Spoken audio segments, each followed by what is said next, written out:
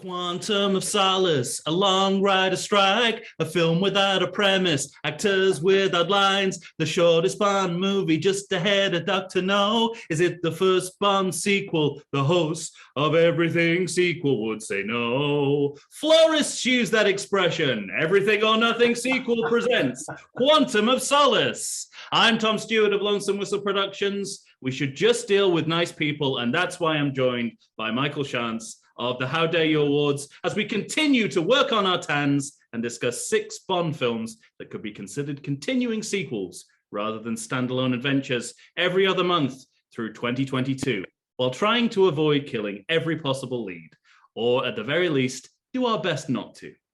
Like Mathis, I only buy cheap wine. So today I'm content to slip this glass of liquor store white in lieu of a cocktail. And Michael...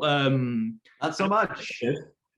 I went the way of the Vesper, as the Vesper represents, since he had 6 of them, I believe the only moment in a James Bond movie where James Bond looks inebriated. Interesting. And that's in the airport. You're a good health, sir. On the first class bar scene, right? When they're, it's hard to keep all the countries straight, Tom, but when people having their own fonts, it's hard to remember where we're going. I think that's what I think they were trying to help us out there, but I don't think they did quite. But it's when he and Mathis are traveling. That's right. They're in the air. We know that. And they're in first class. And it's interesting. I didn't necessarily read that as him being inebriated. Is that right? No. But it's difficult to tell with Daniel Craig because he looks so pissed off. Doesn't it? Like throughout these movies. That's not. It is a revenge story. Sorry? It is a revenge story, Tom. It is a revenge story. Yeah. Yeah. Well, I mean, he's not, let's face it, it's not just Daniel Craig who's not in a good place in this movie. It's Bond as well. Right. You know, we've caught him at the worst possible moment emotionally, I think. And just coincidentally, Daniel Craig was also feeling a lot of the same things. So, you know, it's a nice blend of on-screen and off-screen life. Well, I remember reading because apparently Casino Royale was not too terribly taxing Daniel Craig. Mm-hmm. So, you know, he wanted to up the ante. And boy, did he, because he constantly was going to the hospital. Yeah, the number of walls he burst through in this movie. Right. I mean, it's got to rival Hulk in the Avengers, I would say. Or at least the Kool-Aid Man.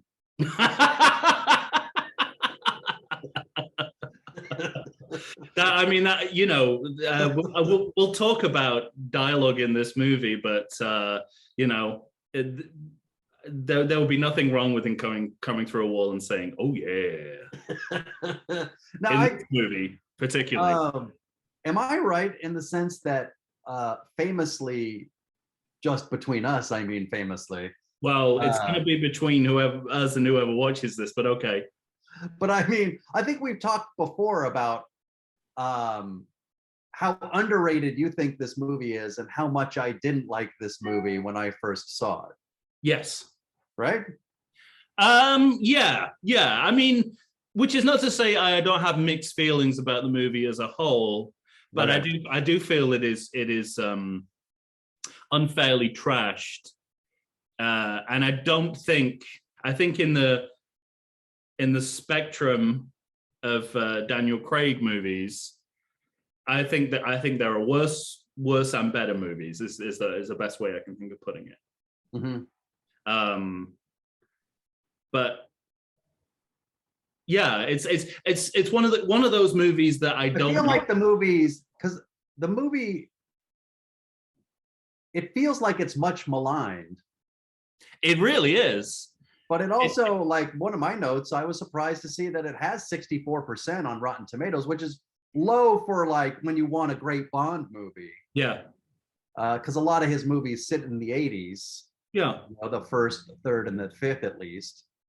I mean, this is the story of all James Bond outliers, right? Right. The one-offs, the movies that don't quite fit the mold, initially are unpopular, and then over time they build their own fan bases. You know, we've seen this with On Her Majesty's Secret Service. It's kind of starting to happen with License to Kill.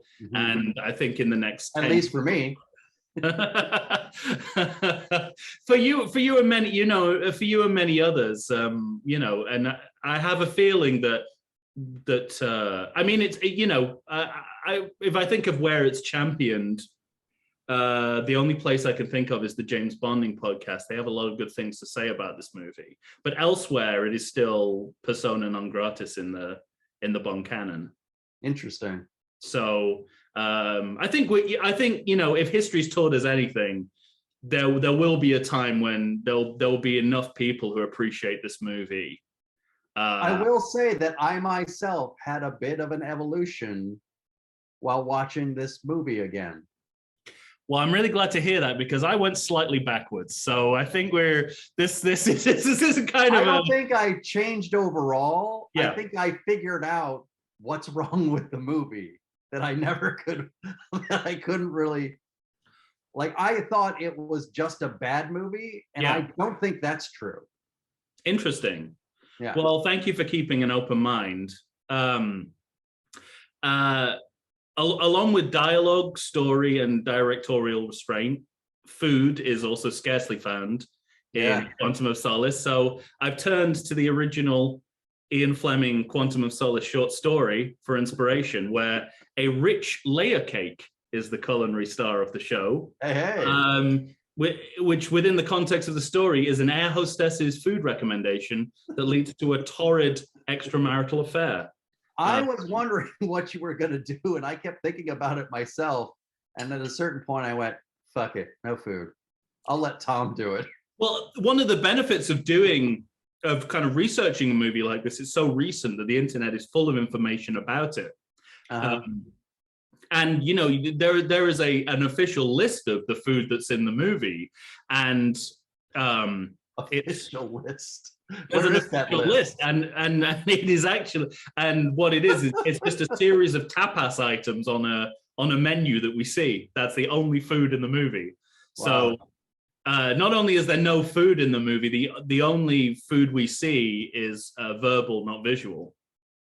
And I think it's lentils, peas, and beans. Wow. Is the only food that's mentioned, and no food is seen. Of any kind, which is sort of, I mean, I had never thought about it before, but that's odd for a Bond film. The idea that he doesn't even stop to eat is definitely a departure.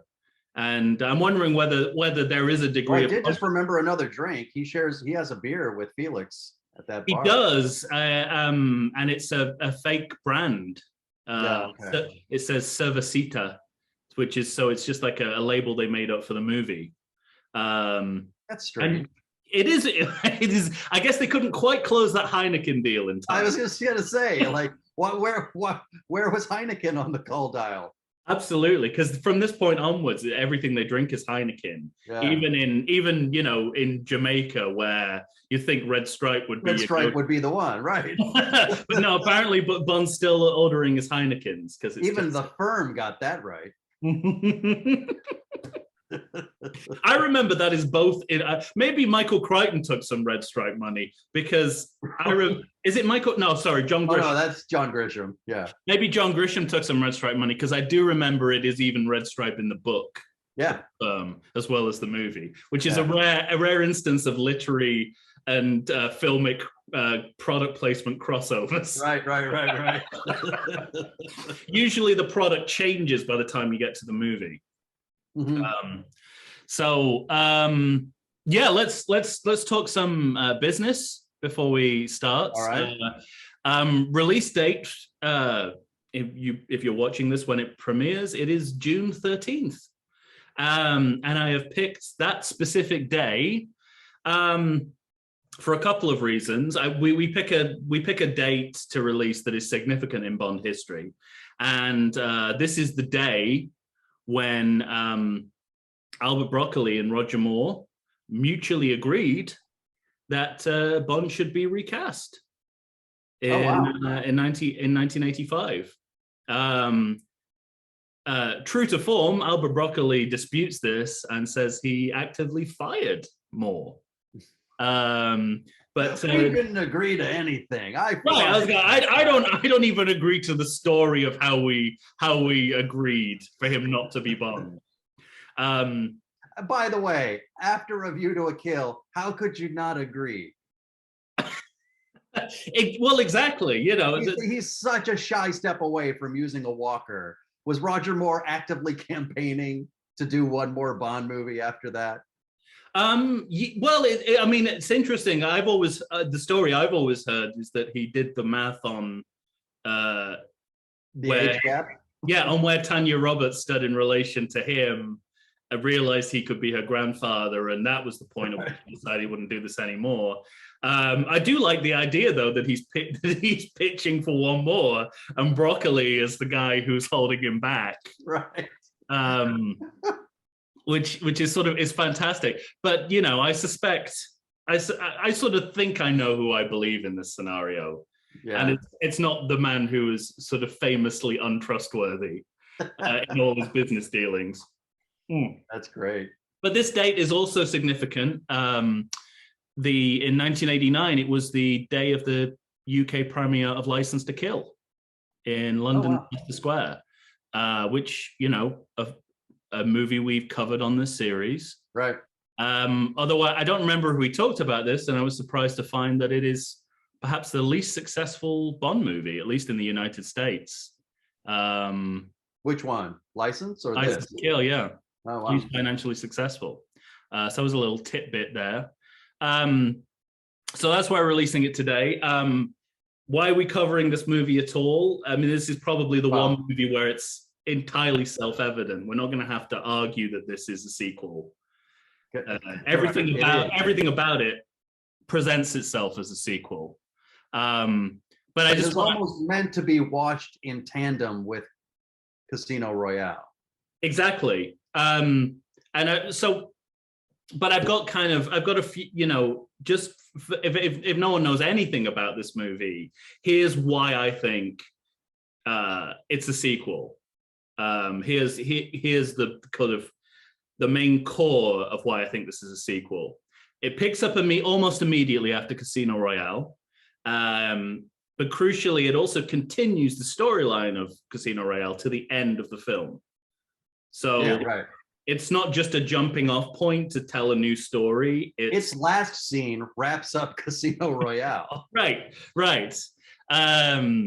Which, well, and I guess we'll talk about that. Is like it's sort of, does that help the movie or hinder it? And I'm not quite sure overall where I stand on that. Well, I think I know where I stand. I think I know where you stand as well. Characters in continuity. Yeah. Not only we have return characters, including Mathis. Yeah, return characters from the previous film, Mathis, Mr. White, characters that have been mentioned but we've not yet seen, such as Vesper's boyfriend. Mm-hmm. And Felix Leiter is a returning character. Well, this is interesting as well, because this is definitely not the first time that major legacy characters have returned in a Bond movie, but it's the first time that the last movie has been part of their backstory. Yeah, right. And the best example of this, as you say, is Felix Leiter, because it's the first time we've had an actor play Felix Leiter twice. And for every legacy character, whether it's M or well, wait, we had I just no, you're right. We have had Felix Leiter playing it twice, but not as the same. Well, it's arguable, isn't it? Is David Hedison has the same history? Even License to Kill. Interesting. I mean, that was one of our arguments for why it was a sequel, you know? Yeah, that's true. Yeah. I guess back to back. Right. I'd never done it back to back, and never where it's clearly meant to be the character is continuing on from what happened in the previous movie. Although they don't, it's interesting, they don't make as much of that as you expect them to. That their experiences in Casino Royale don't seem to, well, You see, this is the problem I have with this movie overall. No, I mean, I don't know. I don't know how much is the actors filling gaps in the screenplay, and I don't know how much is in the screenplay. well, see, what I think it is because uh, I think there is a lot of moments in this movie that fall flat, but one scene that doesn't, that is literally just two men talking, is James Bond and Felix Leiter in a bar. right. Because those two actors are so good when they're together that they create a history. Interesting. Yeah. It's like they create a history that's even beyond what just happened in Casino Royale. It's like they've had correspondence, like they've chatted, like, Which you know what I mean? They can't have done. Right, but that's what it they feels can't like have done by the laws of time. Yes. So this is what I mean. It's like everything that's potentially rich and interesting about the movie is also a problem. Yeah. Because of where the movie chooses to place itself in the timeline. Yeah. And speaking of timelines, this is the first Bond movie that this is the beginning of a new timeline. So, you know, Casino Royale has happened, and we're continuing on from that point in the timeline. I mean, literally from the ending. I mean, the ending, right, he's putting Mr. White. But what also is significant is that we're carrying on from a reset. So we've established a new timeline in the Bond movies, and we're following on for it. So if you think about, like, this is the first film. This film had a big decision to make about where do we position itself in terms of the timeline, and it made the decision to pick up the thread from Casino Royale. From the moment it ends. Yeah. So it's significant in being the first film that cemented the Craig chronology, or the Craigology, as I've chosen to call it just now. In seeing that those words are slightly similar. So those are the main reasons why I think you can call this a sequel. Is there anything significant to add there, or do you think we can? No, I mean, I think that covers it. Okay, fair enough. I don't know where you want to start. I was going to start at the very beginning or before the beginning. Let's start with the title. Oh, okay. I have a lot to say about the title. Would you like to lead us in the discussion? I want to know if you like this title, because it sounds like a title I would come up with that you would hate.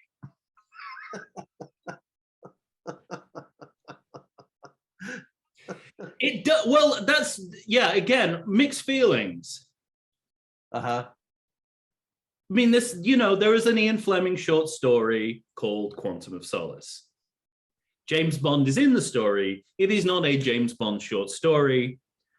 It is a story in which James Bond is at a dinner party, and a story is told to him about characters who have nothing to do with him. Right. So it's Bond in name only. The Bond part of it is completely tacked on. And yet it is a pre-existing Ian Fleming title. Right. Thematically, the themes of that short story do overlap with the themes of this movie, this idea of lost love. And interestingly, in looking at the short story, there is a rather detailed definition of what a quantum of solace is. And so I'm gonna read it here in its entirety and see if this changes things for you. I think it's the same with all relationships. This is not Bond talking. This is the governor of Nassau talking. Of course it is. Of course it is. But I think it's the same with all relationships between a man and a woman. They can survive anything so long as some kind of basic humanity exists between the two people. When all kindness is gone, when one person obviously and sincerely doesn't care if the other is alive or dead, then it's just no good. That particular insult to the ego, worse, to the instinct of self-preservation, can never be forgiven. I've noticed that in hundreds of marriages, I've seen flagrant infidelities patched up. I've seen crimes and even murder forgiven by the other party, let alone bankruptcy. Every other form of social crime, incurable disease, blindness, disaster, all these can be overcome, but never the death of common humanity in one of the partners. I've thought about this and I've invented a rather high-sounding title for the basic factor in human relations. I have called it the law of the quantum of solace. So, I mean, that's a lot to get on a poster. Right, I was going to say. But I do, you know, wordy. The themes of this film and the definition that's given there do have a lot of overlap. Right. So this title, it doesn't come from nowhere. No, I honestly think, you know, I think for a lot of people, it's one of those things where they look at it and their first thought is, what the fuck does that mean? Like they just don't get it. But I think it matches the movie, the idea of a quantum, like I don't know. I look at it as like define quantum and define solace. Yeah. Like when you put those two things together, the sort of smallest measurement of, I mean, usually it's like energy or matter, but say the energy of, you know, your love for a woman that you lost, and that solace during your time of distress, you know, it all makes sense. It all it all makes sense. Yeah, and but it's kind of like you need, I think for some people, it's kind of like you need the Lone Ranger decoder ring to figure out what it is they mean. Right. And we can add to that. Well, it's easy to dismiss it in that way. It's very easy to dismiss. Yeah, it's a very off-putting title.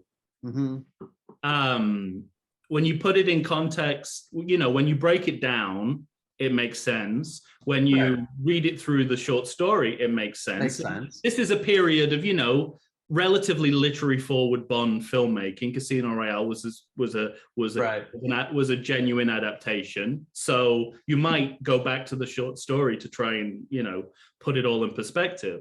But it's also a double meaning, isn't it? Because the criminal organization at the heart of this movie is called Quantum. However, we only find that out in the last few minutes of the movie. Right. Also, were I making this movie, I would have said quantum throughout the movie when referring. They're really Spectre, though. Yeah, but we don't know that at this point. Well, that's it. Quantum are a Spectre surrogate. This is before they knew they could get the rights back to Spectre. Right, because I was going to ask you, because I didn't think that they had the rights to Spectre back yet. But then they sort of retcon, because you're going to see Dominic Green's picture when Bond, you know, when Bond goes through the hall of we're all connected to Spectre Hall, where everybody's picture of every foe he's had. So 23andMe of criminal organization. Yeah, exactly. So it was funny to me, like you said, that you find out in the last few minutes that they're calling themselves Quantum. Yeah. And I kept thinking to myself, but somewhere lurking in the shadows is Spectre. It's really Spectre. Yeah, but knowing that that's a retcon, you don't really have to think about that. Yeah, that's true. Like you know, because I'm not saying you shouldn't, because I find myself drifting drifting in this movie, thinking about what happens from this point onwards in the Craigology. Because, you know, when I saw Mr. White, I was like, who's that woman with him? It's not his wife, because now we know his wife was killed years ago. So who is this? Is this a new wife? Is this I was going through my own mental rabbit hole, then realizing they don't know, they don't care, they couldn't see it was coming. So you're talking about it's just whoever. You're talking about at the water opera. Yeah, the water opera. Yes, because I actually took it as she was a stranger next to him. Oh, like he was there by himself. That's what I assumed she was at least a date, and I tried to put her in the timeline in my head as I was watching it. I thought, no, don't do this. No, they overlooked this. This is not she's not a planted there. They didn't know they were going to do what they did. Yeah. At this point, and so I'm just accepting Quantum for what it is. Okay. Obviously a Spectre surrogate when you don't have the rights to even say the word Spectre, but it's supposed to be its own thing. But it would be very helpful if you told me that, because Mhm. when I hear people talking about this movie, it said, well, you know, the criminal organization is called Quantum, and I don't think I knew that from watching the movie. Right. And it's set, and this time I was like, I tried to think in my head, it's like, is it ever said at all? I mean, I know they all have Q's, but that, you know, there's quite a lot of words that begin with Q, so it doesn't help. And then I realized in this movie it's said once We're Quagmire. in a kind of a throwaway fashion, and that led me to a sort of question, an overall question in my head, which was, is this story followable? Because this is a classic example of often the information we need to understand what's going on and what's happening is not actually on screen. Yeah, right. And so that's the thing about this movie is that, I mean, we referenced it earlier, the idea of like all the locations. And this movie is not helped by all the locations that, and so many of them look the same. That's very true. You know what I mean? But, I mean, that's exactly the reason why each location intertitle has a different font. But I think they're pinning all their hopes on that to distinguish them, and it doesn't help us because it doesn't come together. The climate of where we have a lot of climate similarities in a lot of these places. You know what I mean? Sun is sun wherever you are in the world. Exactly. And it's strange because even it's like, you know, Haiti and Bolivia, they may as well be the same as far as the look of the film.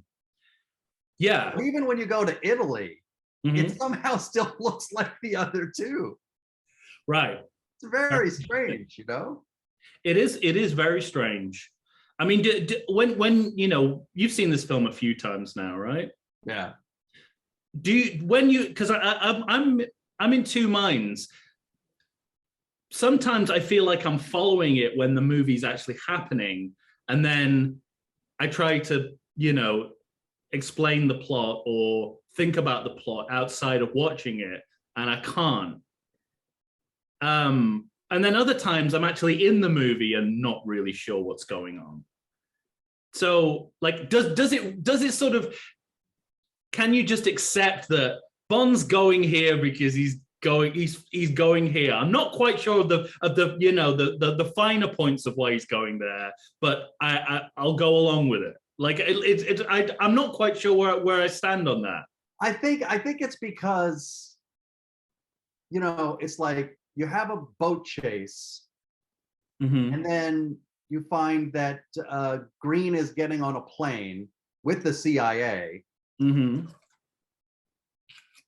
and Bond's on the phone with M, and she just very quickly and easily says, "Charter Bond a plane." Oh yeah.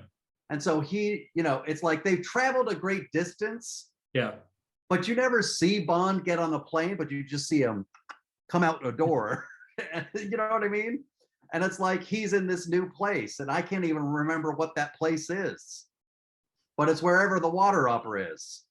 At that point in the movie, I don't even really know why he's following Green. And if you were to ask me now, I'd struggle to tell you. So it's funny because there's a few times in this movie where Bond is doing something where you think, well, what the fuck are you doing that for? But it became clear to me, I think it was all to get his pictures.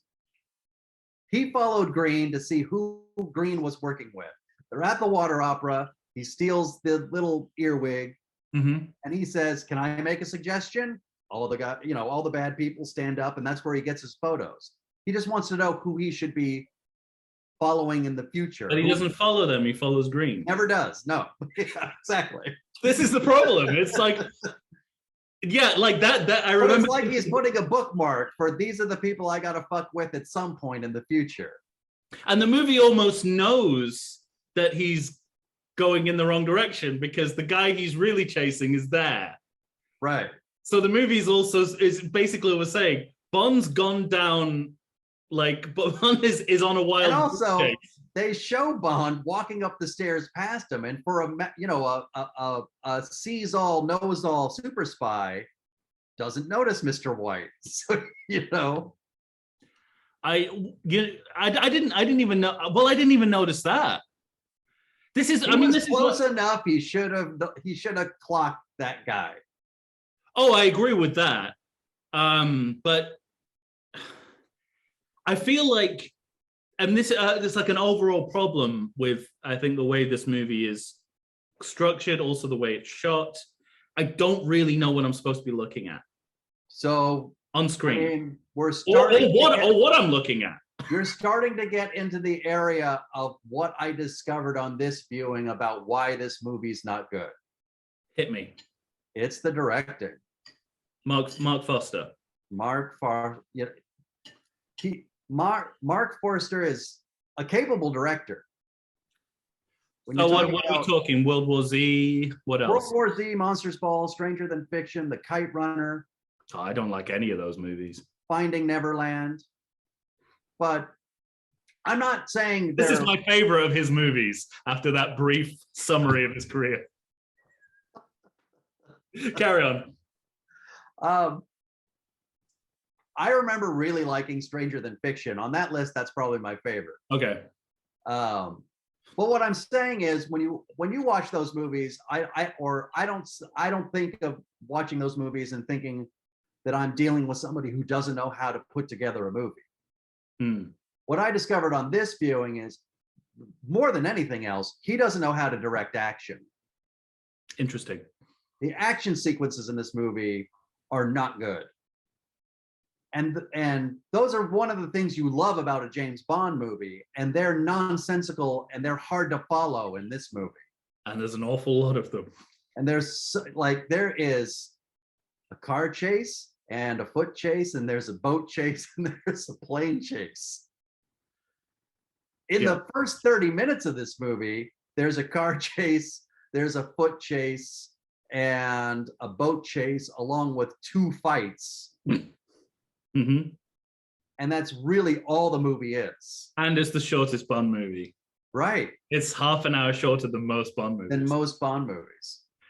I had a question for you, because you lamented and hated the non-cold open of No Time to Die, and it's being 25 minutes. How did you feel about a 3.5-minute cold open here? Okay, let's bookmark Mark Foster, because I've got a lot to say about direction in this movie. Thank you for bringing it up. It's a really, really, and I want to go back there. But let's start. You're absolutely right. We should reset. Go to the cold open. And yeah, as this is an interesting point, because I have things to say about the cold open that relate to the director as well. But right, yeah. Because this is where he first shows not good at action. Right, I think. So first, I'm trying to think of like the most balanced way to put this. If what they did in No Time to Die, that they're calling a cold open, is legitimate, audiences have accepted it as a cold open. Then this is as legitimate. Because it's on the opposite end of the spectrum. Yeah, doing something this short, this succinct, this, just taking one idea and executing it. No, I mean, that's, it's one, if you think of it as a gag, the punchline is he's in the trunk of the car the whole time. No, yeah, and that I think I'm actually okay with right. But the idea of like, this is it, it's just the car chase and then the twist. It's like it has its own little structure. But does it also, because of all the machine gun fire, it also lends itself towards the difficulty of suspending disbelief that neither Bond nor White are harmed at all with all the bullets flying. But I guess you could say that about any James Bond movie. But Well, yeah, I mean, the problem isn't coming right after Casino Royale, where we're paying more attention to yeah, real world consequences. Yeah, if you did this in the Moore era, no one would bat an eye. But doing it after Casino Royale, like so much of this movie, you know, well, you that's have my to, big complaint about that first car chase. Like, look, we've all seen car chases on a busy road. right. The filmmakers take the time to, like, if they show you the out of the windshield shot, you Yeah, see the cars lined up in a way in which you could see that they can go like this. In this movie, they just show you straight traffic yeah, jam. And you're like, well, this car chase is over. He can't go anywhere. He has to stop. And nothing in the direction shows me that anything but that should happen. mm, And so in that way, it just feels and looks clumsy. mm. And that part was actually hard for me to take. I was just like, wow, this is not good. And then putting aside the fact that I think we're still a little too hooked into the Bourne series So much. that just did this better, Yeah. you know? I appreciate all of that. I mean, this is probably the least problematic action sequence for me in the entire movie, probably. Like I feel like if this You was, might be right about that. if this was just like if you know, it's justifiable as a kind of you know, like a stylistic flourish to kick the movie off. Yeah. Unfortunately, it's the template for the style of the rest of the movie. I think that's where I get, but actually, Too much of the action is this close. Mm. In that car chase, whenever he actually gets a car off the road and you see a medium shot of the car flipping off something, it's like a welcome relief. Mm. Not because the close-up action is making my heart palpitate. It's not making me filled with you know the edge of my seat, you know, hooray. It's because it's hard to follow and it doesn't look good. That's the problem. I definitely agree with that. I think as a one-off, this sequence is fine. Mm-hmm. So I blame the rest of the movie. It's not the worst one. The lack of a gun barrel for me is always inexcusable. I was gonna ask you, gun barrel at the end. How upset are you? Because aside from the non-canonical Bonds, Casino Royale was the first movie to sort of give you an alternative gun barrel. Mm-hmm. But the idea of a gun barrel is still written into that cold open, which, by the way, it's interesting. Like Casino Royale, the gun barrel the cold open is probably about the same length, if not shorter than this one, which it just makes. But it feels like it has more dramatic weight because it's like James Bond's first. But I'm glad that they're following that example. But I mean, from Skyfall onwards, it's just they get more and more bloated and kind of take on a life of their own. And, you know, you can actually see the point in the cold opens of the next three movies where you should have stopped and done a title sequence. Like every single time you go, okay, here's where you cut it, title sequence. We can do the rest another time. So I like that they're following that model.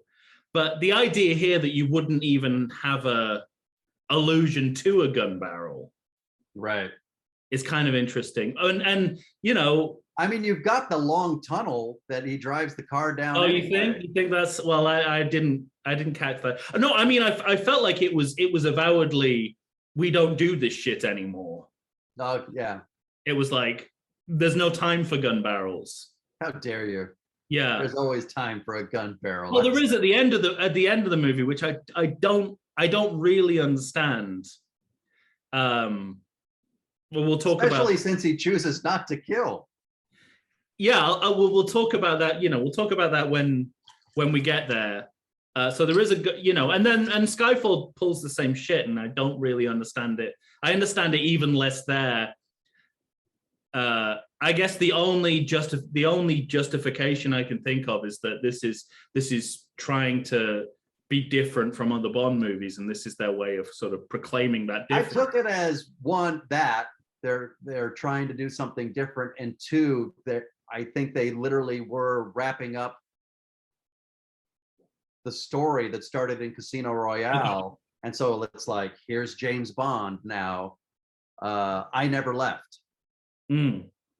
Now I'll go do my missions. The movie's starting.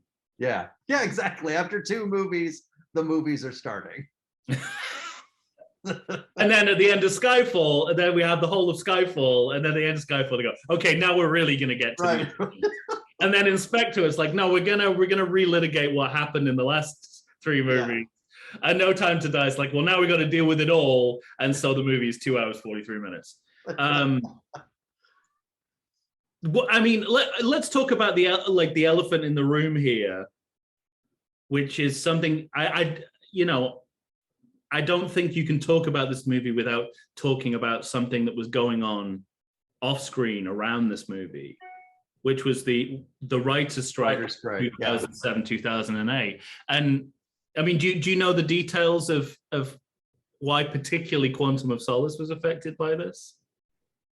I just know that what's his name, Haggis, had turned in a draft, but that Forster and Daniel Craig were basically writing every day.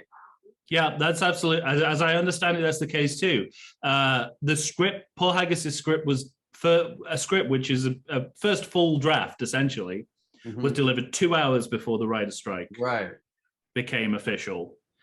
So no one could legally, no one by union rules could rewrite the movie. There was no rewrites on a first draft.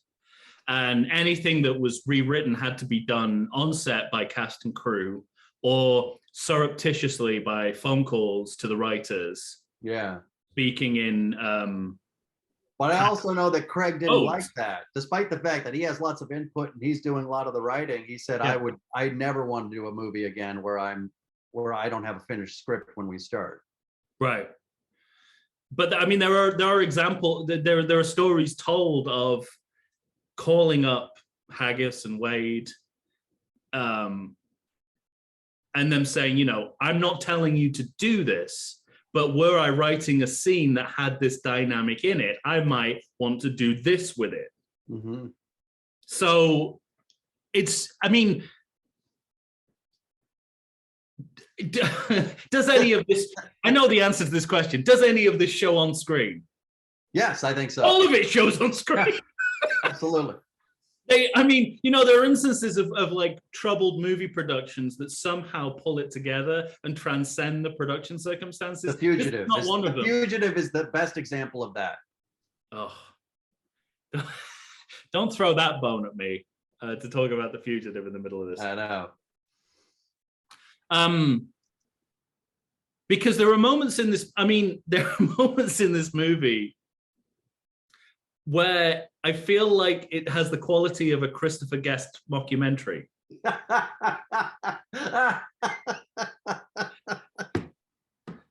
That's great. And it's kind of the same process at that point, isn't it? Where you sort of feel like when Daniel Craig is saying lines as James Bond, I'm not thinking of him as James Bond. I am thinking of him as Daniel Craig in the middle of an interview talking about what he's going to do with James Bond.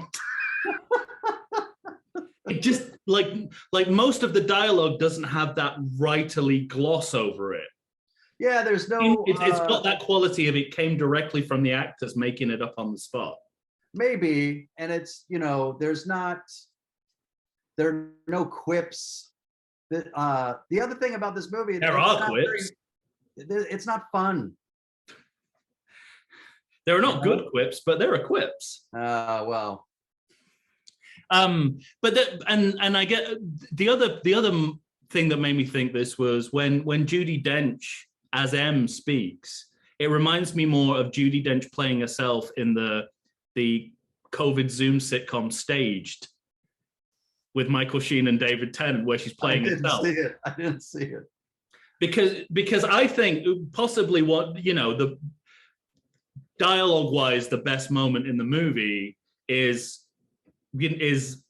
M, but I don't think it's M. I think it's pure Judi Dench just kind of thinking up stuff on the fly when she says, they say we have people everywhere. Florists use that expression. Right. Everybody said, I feel like that comes straight from Judi Dench. That's got nothing to do with them. You don't think they mean in the room? Yeah, I know. I just feel like, and I like, there are, given what happened, it's amazing to me that there are so many good acting moments in this movie. Yeah. But I feel like it is entirely on the back of the actors that this has happened. I think, like you say, I think it is like, Jeffrey Wright sort of makes a decision that no matter what I do in this movie, I'm going to look cool doing it. Yeah. And it is a joy to watch Jeffrey Wright work. He's so great. And he's silent for the majority of this movie. Mm-hmm. And when he opens his mouth, he's even better. So he's especially like, against David Harbour. He looks cool. He looks cool. He's a cool actor, and he sounds cool. Yeah. So, but I think part of it is in the cake batter too, because it's like he's juxtaposed against David Harbour. Yeah. Who's, clearly he's holding things back from David Harbour's character. Yeah. And all of that is kind of fun to watch too. I actually like, David Harbour seems kind of against type in this role that he's got, but I really love that moment when Felix is saying, why are we dealing with this guy, Dominic Bean? And he goes, you're right. We should only deal with nice people. I think it's great. I think it's, there's no dip in the quality of the supporting cast at all here. Right. Well, and it's funny because M gets that same speech, Yeah. Well, they were probably both improvising separately on the same day. So I think a lot of this movie is actors filling gaps in the screenplay and kind of carving out these nice acting character moments. But the problem with that is that there's not a good through line. So you have these great individual moments. Yeah. But the movie as a whole feels disconnected. It's, Yeah. It's like a marionette. It's like when the string kind of whatever frays and the piece of the wood goes because together. There's a gem of a scene about 3/4 of this way through the movie with Judi Dench and Tim Pigott-Smith playing, I guess the modern day equivalent, the Daniel Craig equivalent of Jeffrey Keen's character, the minister from the Roger Moore era. Right. Sort of like the buffer between her and the prime minister. And the prime minister. That's the and scene in I'm and of talking it, about. That's yeah, and in and of about. itself, Yeah. It's a great scene. Right. But it should have been in the movie earlier if it was going to be there at all, and it doesn't need to be there at all. No, right. So I know exactly what you like. There's something structurally off about this movie, and sometimes you can't quite place it, and then a scene will pop up and you'll go, I don't mind that scene, but it shouldn't be there, and Here's what I think do without it. Because it's funny because I don't know what was in that first draft from Haggis, obviously. Probably everything that's on screen plus a few improvised moments from the actor. But it feels like the bones of at least a first draft are there. Yeah. So I think the problem, as I see it, within the writing of the movie was that there isn't. But this also could be a problem with the directing. There isn't a delineated enough of a line. Like I said, like the bones are there. The structure of this story should have been James Bond kind of coaxing this woman into getting her revenge and then seeing how empty that made her. Yeah. Which made him make the decision at the end that he makes. That's what this movie should be. I guess what I'm saying is this movie doesn't have an idea of what it's about or if it does, I think it does have that idea, but a fraction of it. And so within the directing, he might not have known how to bring that to the forefront, or to have that be an underscore or the through line or something that we can see the waypoints of what's happening to Bond, influencing what he does with what's her name, Camille. Yeah, I mean, I would agree. I would agree with all of that. I mean, it's interesting to me. I mean, we've covered, this is the fourth film we've covered, and this is like probably the third movie we've done where the major themes are revenge, and rogue agents. Yes. So there is something about this being, the Bond movies that are sequels and that are outliers, and they're usually the same movies. Right. Seem to revolve around these. They have their own conventions, which is that Bond as a rogue agent and the theme of revenge. Well, because on top of all of this, you have there was a mandate from Casino Royale to have Judi Dench's M more integral to the plot. They wanted her in the movie more. Clearly, right. Which they at one point, I actually thought that he was just going around imagining her with him because she's so close to she's in the field with him. Yeah, right. So much, it makes no sense. I mean, when Bernard Lee does it, when he pops up in the field or when Q pops up in the field, you're like, okay, but they're just doing it because they want to put them out, and they want to just do something different. This, it's just like, I'm like, is Bond imagining License to Kill License to Kill is that example. But it's like, is Judi Dench real? Is she like, right. But I think that mandate makes the movie muddled, because at some point this movie can't decide if it's about his revenge or his relationship with M. Yeah. Because he's constantly saying things like, a friend of mine, this happened, somebody tried to kill my friend, somebody did this, a friend of mine, and he's talking about M. It's like he's doing it all for M, even when she doesn't want him to. Right. You know what I mean? So he's going rogue for her. But that makes the movie a little muddled in the sense of, that's what they did Skyfall for. You know what I mean? Like, yeah. It was interesting when you were saying, what is this movie's idea of itself? Yeah. And that's interesting for our purposes, because I think this movie's idea of itself is simply as a sequel. Yeah.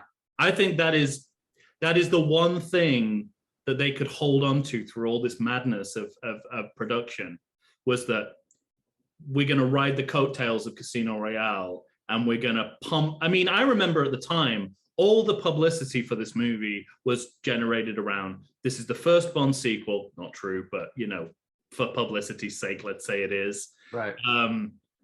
That it's following right on for Casino Royale. If you look on Netflix now, the blurb for Quantum of Solace begins picking up an hour after Casino Royale. Right.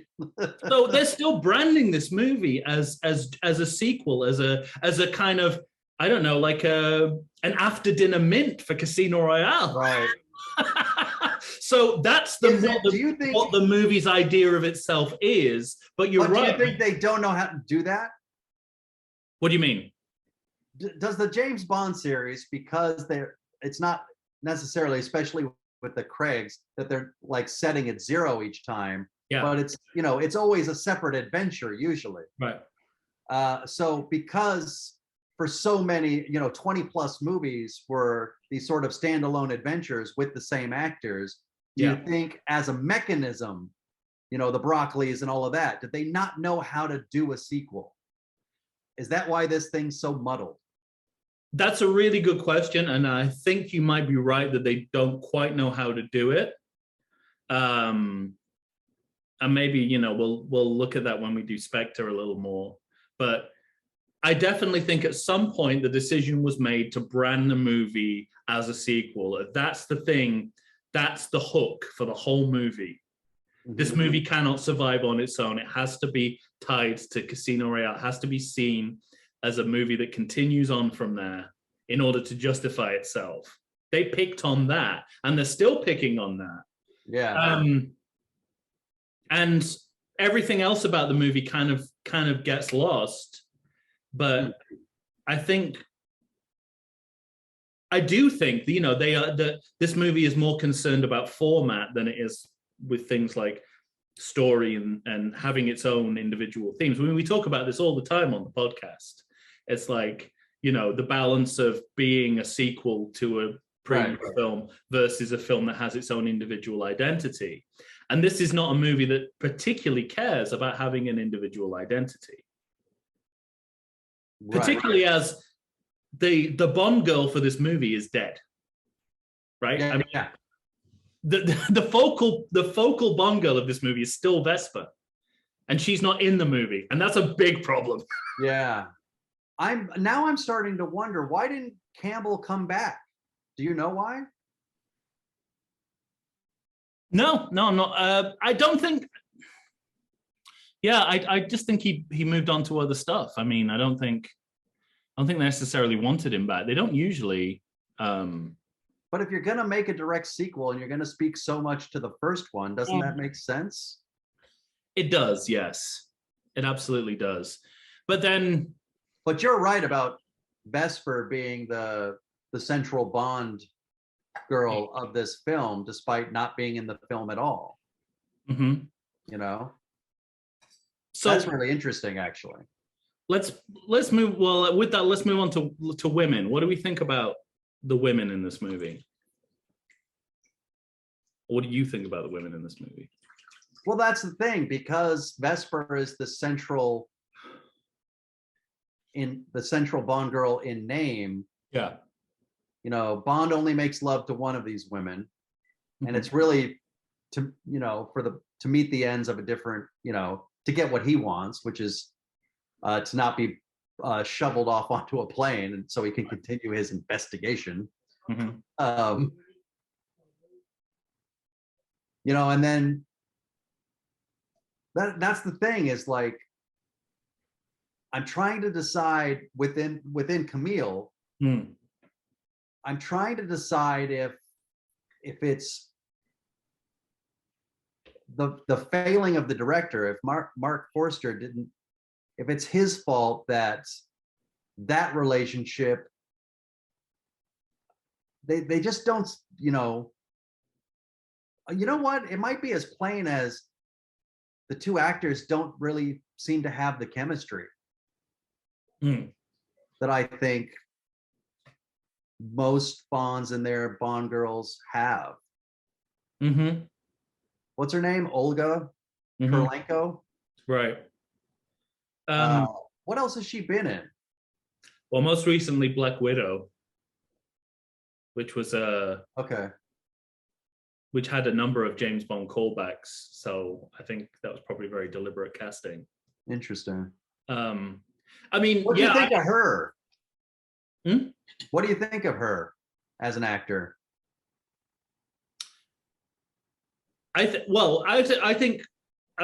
all the women in this movie, because I generally like her when I've seen her in movies. I always like Gemma Atherton when I've seen her in movies. Yeah.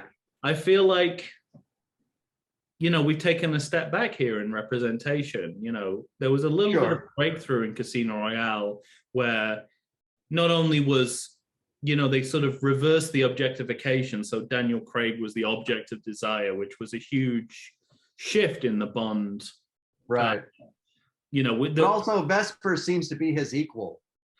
Yeah, and or you know, women weren't readily available as victims or sex objects in the same way that they have been. Whereas, and that seems to come back in an almost, you know, in a big way, yeah, in an almost like sadistic way in this movie. I mean, you know, there's the oil finger scene. Yeah, I was gonna say And we had the same joke. I was gonna say oil finger. That's great. sorry, I didn't mean to. But you got the pocket square, so I had to. That's true. I do. You got a pocket square, I haven't, so I steal your joke. That's how it works. And I feel like I feel like Camille is limited by the fact that like 3/4 of the way through a scene, she has to turn into like a traumatized victim.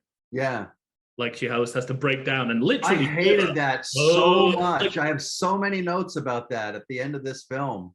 And it is, and maybe this is down to direction as much as anything else. Because Vesper has those moments in Casino Royale. There's the famous moment where she breaks down in the shower. Yeah, but that's a moment of vulnerability. That's exactly. But you know, it's in essence on paper it's the same thing, but handled differently. Yeah.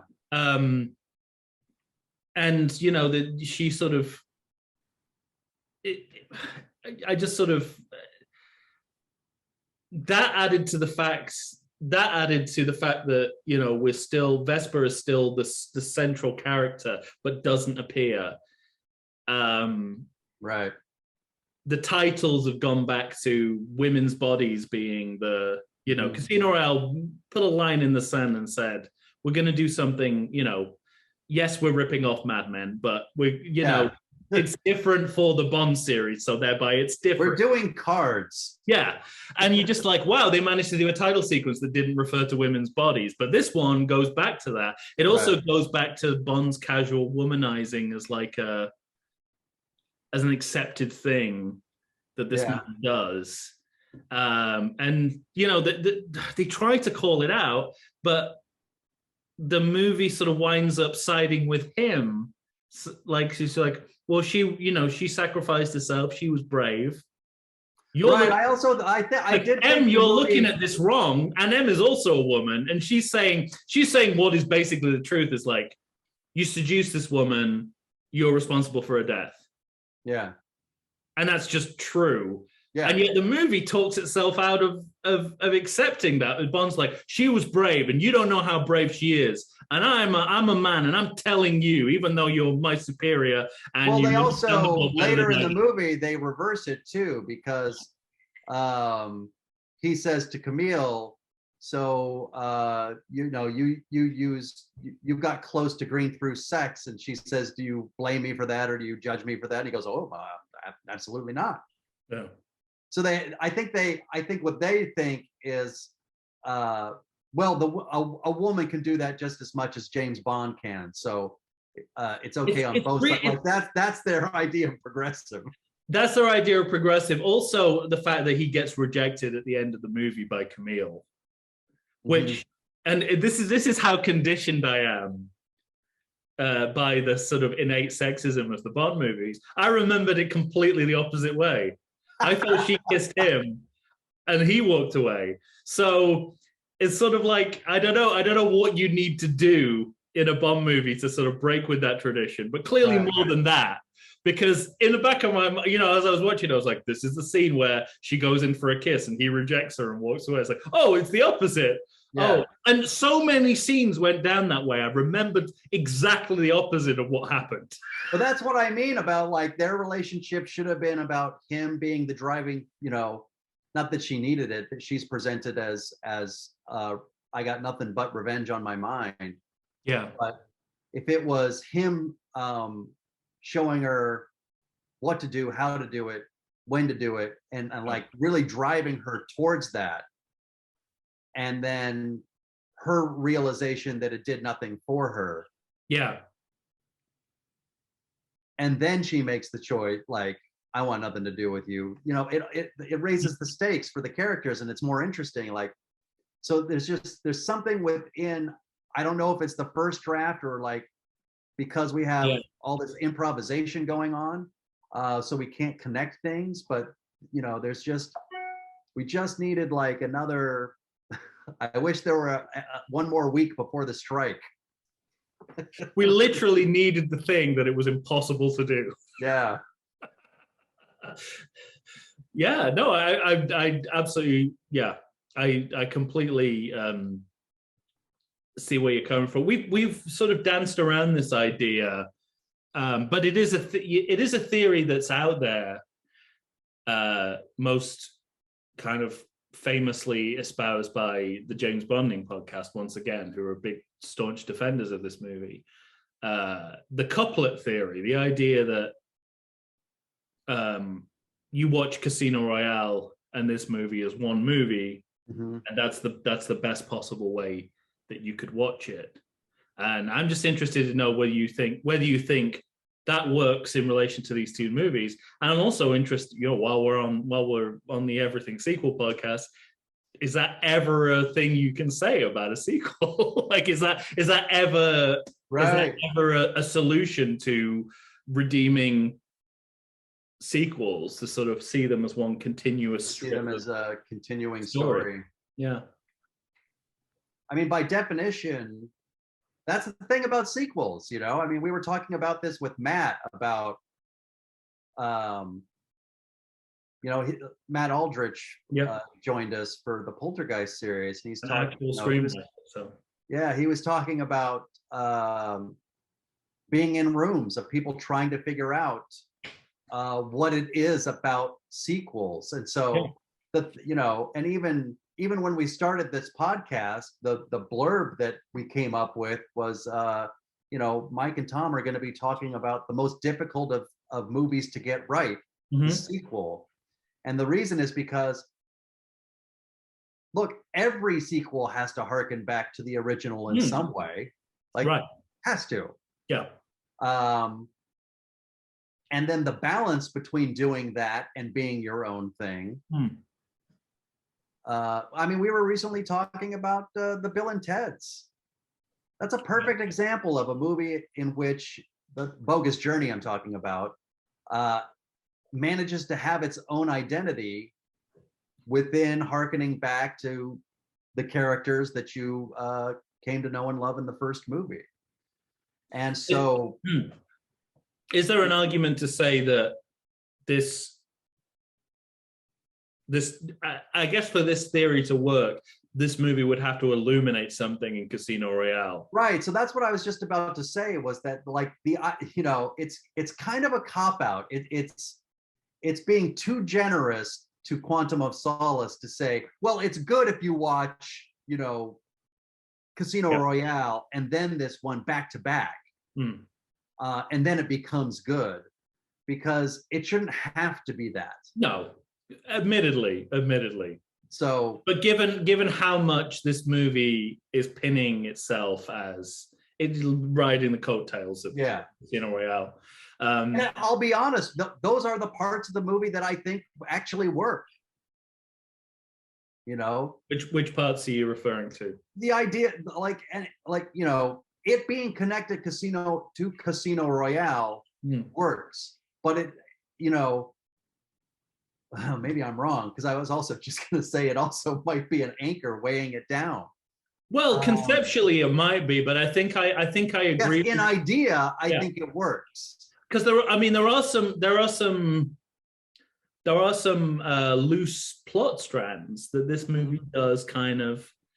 I mean, Mathis is left hanging in Casino Royale. We don't know what happens to him after he's electrocuted and and taken away, falsely arrested as a traitor. And those are the most satisfying parts of the movie for me. It helps. This movie scratches that itch just fine. Yeah. It helps, again, this is a movie that this is one of those Bond movies that is taking a Ian Fleming title, but not taking the content of the story that title is from. There's numerous examples of it: Spy Who Loved Me, View to a Kill. Those have nothing to do with the stories that were written for those titles. And just, Quantum of Solace Beyond Theme is not, no resemblance to that short story. But what in those Mathis scenes, they do pull from the end of Casino Royale, something that was left out of the movie Casino Royale because it didn't fit the way that the way that the story had changed from the novel, was that Bond and Mathis had this conversation, and I think it's sometimes it's line for line. You know, we don't know who the villains or the heroes are anymore, and this is the conversation after Vesper's death that ends the book of Casino Royale, and we have that moment in here, and then they go a little bit beyond that, and they work together again. It's a great scene. That's a great scene, and I think all the scenes involving Mathis in this movie are really kind of affecting. So it's, you know, it's that and that and the final scene of the movie,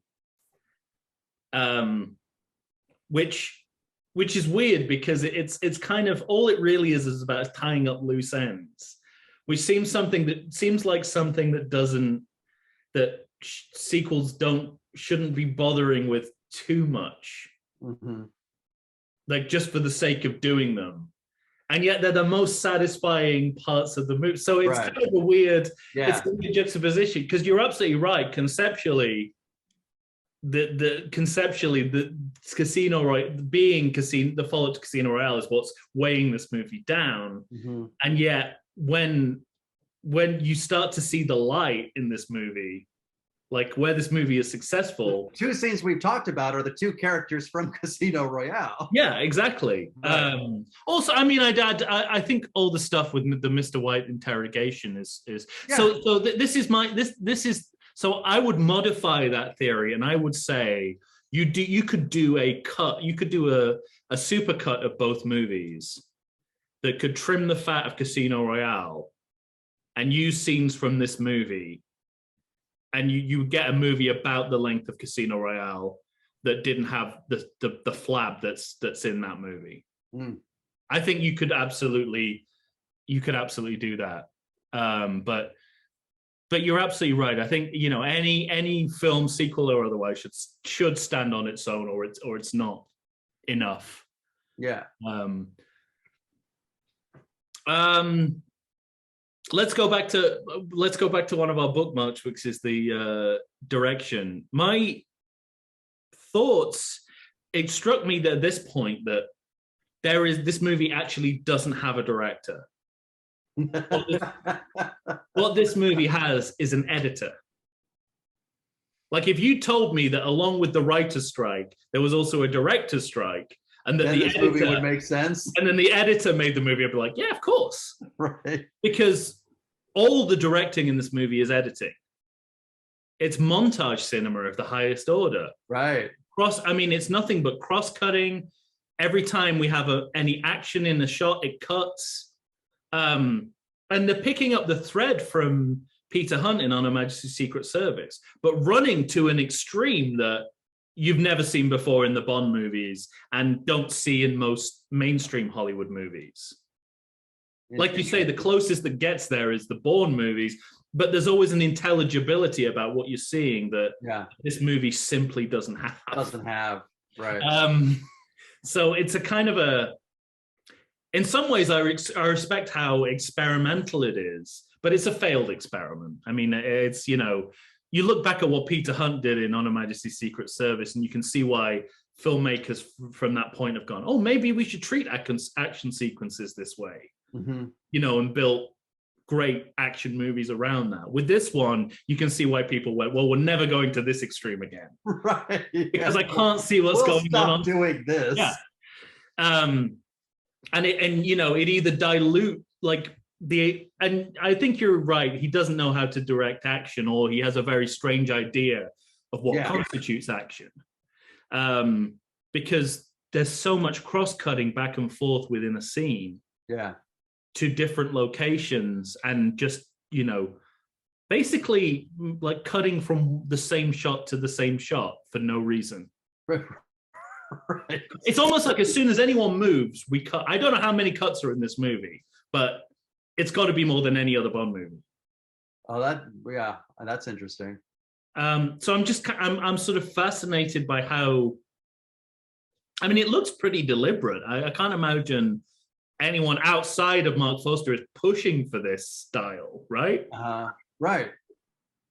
And I mean, between the car chase and the foot chase and the boat chase and the plane chase, man, that plane chase is bad on a like on a on a level that cannot be measured. well, let's break it down. Well, let's break down the levels. What do you? Okay, let's start with James Bond happens upon an airport run by one old man. He gives him his car. Yeah. Somehow knowing full well that the man's just going to turn him in and that fighter jets are going to shoot him down 10 minutes later, which makes me say, A, why do this at all? Yeah. Or B, how about, I mean, you don't want to kill an innocent old man, but maybe choke him out and give yourself a half hour. I do not agree with this rewrite. Okay. I'm sorry. I'm not. It's a story about a man where we're choking out old men to solve a plot hole. How about just one of these? Give me one of those. Yeah, okay. Well, I admit it's a problem. I don't think that's the solution, but okay.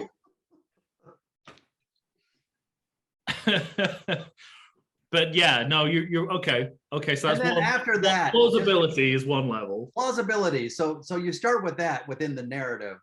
After that, it's solely just a complaint about how it's shot. Oh. And I mean, everything about it. I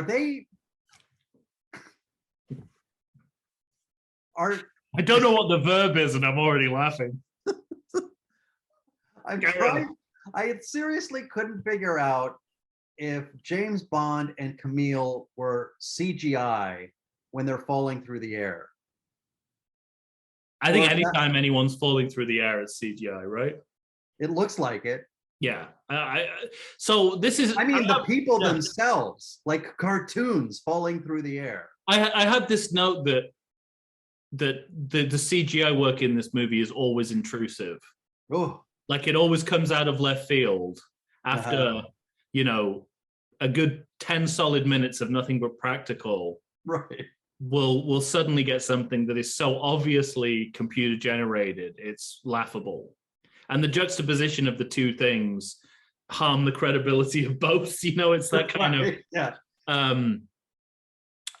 it's so the plane sequence for me, I have never not drifted off through this sequence. Yeah, exactly. Which is bizarre because you know what's funny, Tom, is that scene. I remember being in the movie theater, and that's when I quit the movie. Okay. Like that was the moment where I said, "This movie's terrible." I always zone out. Always, never. I catch myself. I'm like, I'm not going to zone out this time. I'm going to pay, especially for this. I'm like, I'm going to pay attention to what's going on. And then suddenly I'm doing like a shopping list. A couple minutes later, you're like, oh my God, I'm on Facebook.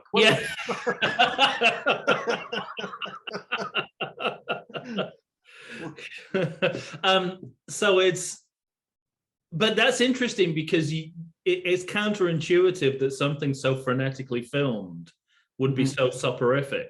Yeah.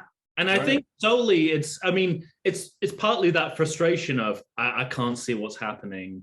Right. So I'm not going to engage because it's pointless. Yeah. And how long the sequence is going on. So it's like a contradiction in terms almost that, you know, the action is so frenetic that it's unintelligible, and it's going on for so long that you can't even maintain concentration. Yeah.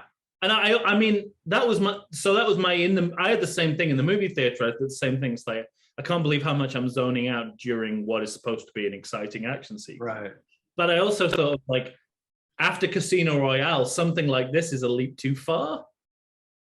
I guess I couldn't anticipate. I mean, you know, by the time, and that's all relative because we get to No Time to Die. What do you make of that? We're in nonsense Scienceville again. I mean, it's science fiction again. By the time we get to No Time to Die. But I feel like they jumped that threshold of realism very quickly in this movie. Yeah. And so what do you make of the idea that they try to do something different? Like you said, there's consequences to all the things that happen in the action sequences Yeah.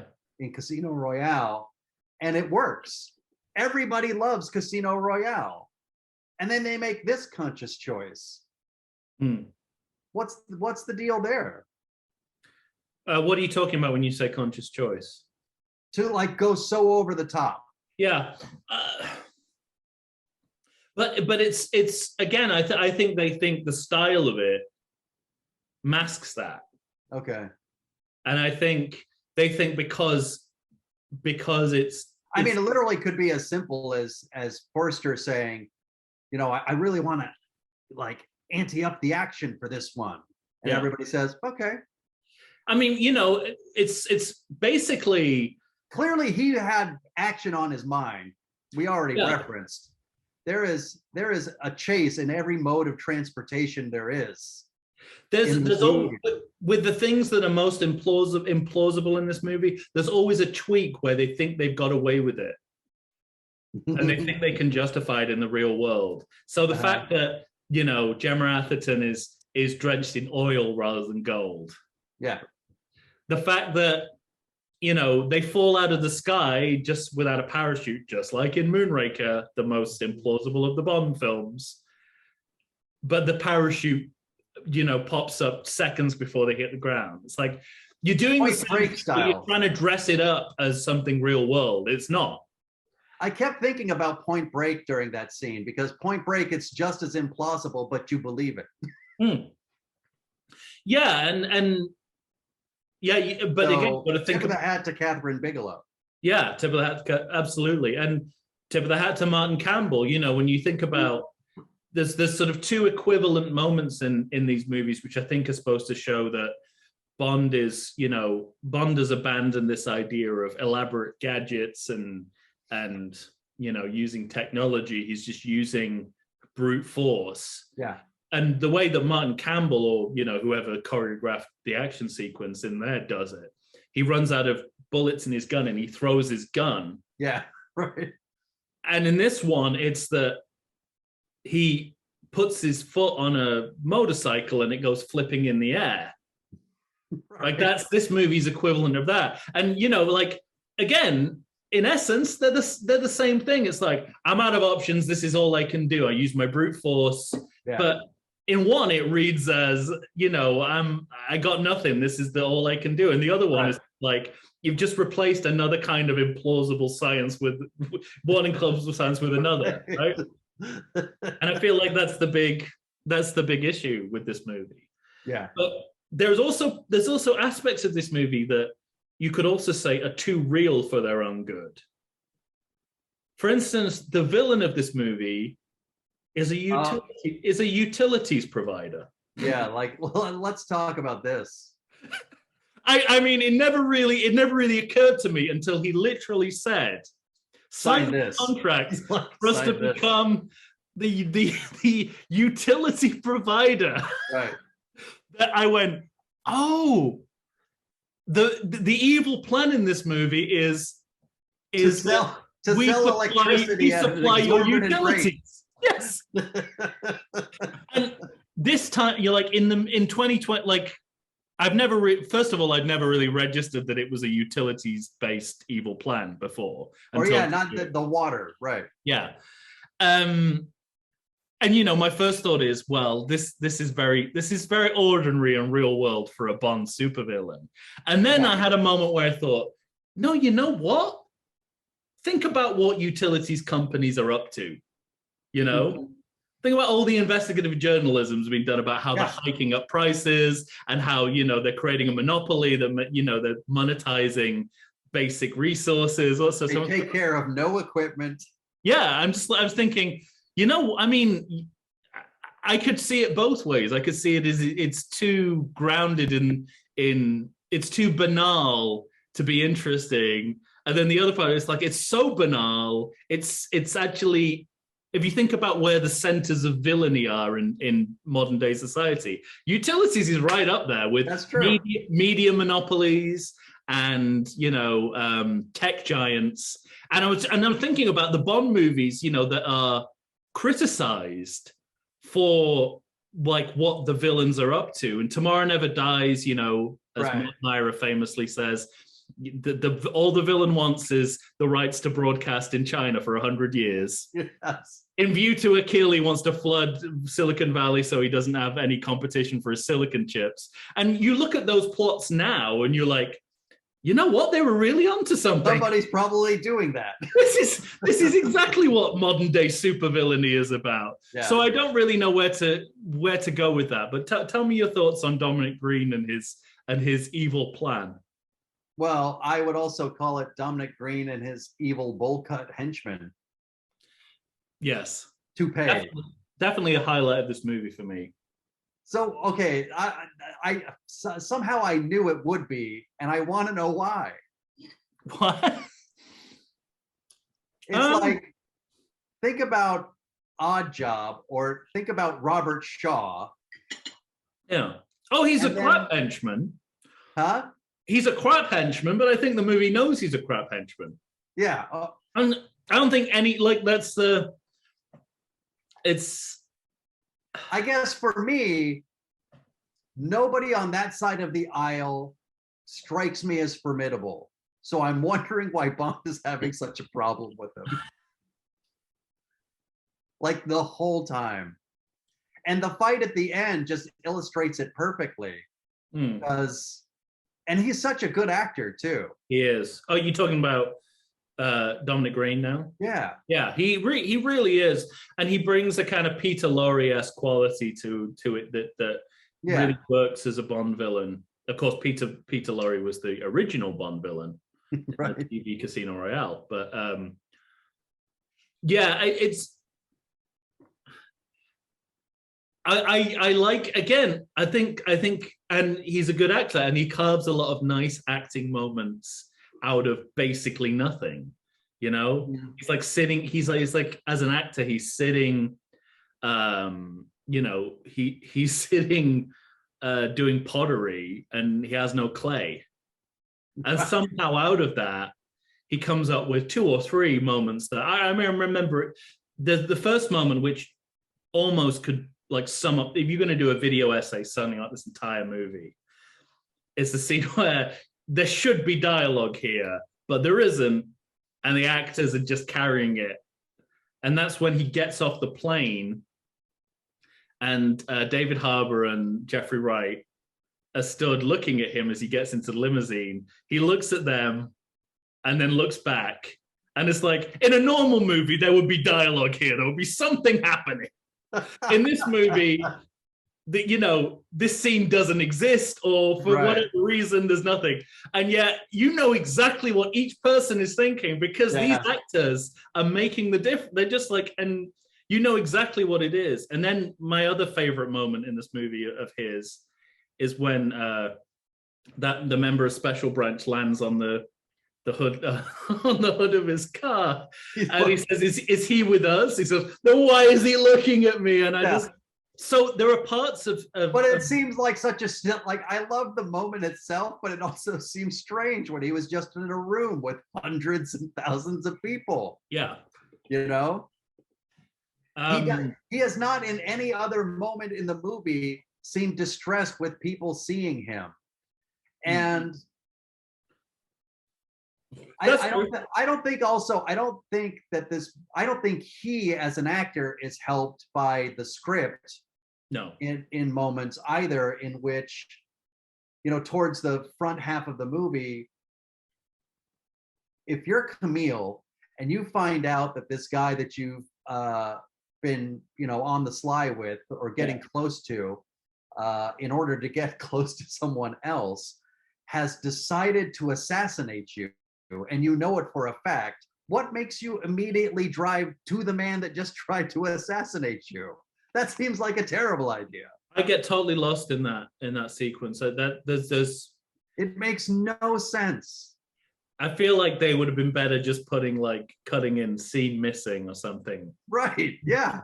Because there's something it's like about Homer that Simpson after a night of drinking. There's something about that whole sequence that just doesn't add up. Like at the end of it, I go, What how did doesn't we add- get here? Right. Like, What how did doesn't we add get up from is where we that- were to where we are now? Yeah. What doesn't add up is that all of the characters are choosing to do things that they shouldn't choose to do, but the script says they have to. Bond goes up with a card to the front gate and then drives his motorcycle 20 feet away as though the guy, it's like the guy forgets about him. Mm-hmm. If some strange white British man walked up to me and I was the henchman at the gate and he drove I'd watch where his motorcycle went. And then I'd say to my boss, hey, that guy's just sitting out there. Yeah. But it's like everybody loses track of him again. Until he rides his motorcycle over 4 boats. Yeah. To attack the general. Agreed. And then she's making strange choices. Like she wants to kill the general, but clearly Green is sending her on that boat to have her murdered, and she can't seem to like work that out. Oh, you think? I think she wanted to be murdered, but she wanted to take stock. Yeah, all right, I'll give you that. Well, I don't know. I mean, again, I'm saying that's completely plausible. You're both right, because the movie gives us no indication as to what's really happening. We have to just, you have to synthesize so much about the storyline through headcanon, through conjecture, that it's, yeah, I mean, to me, that's the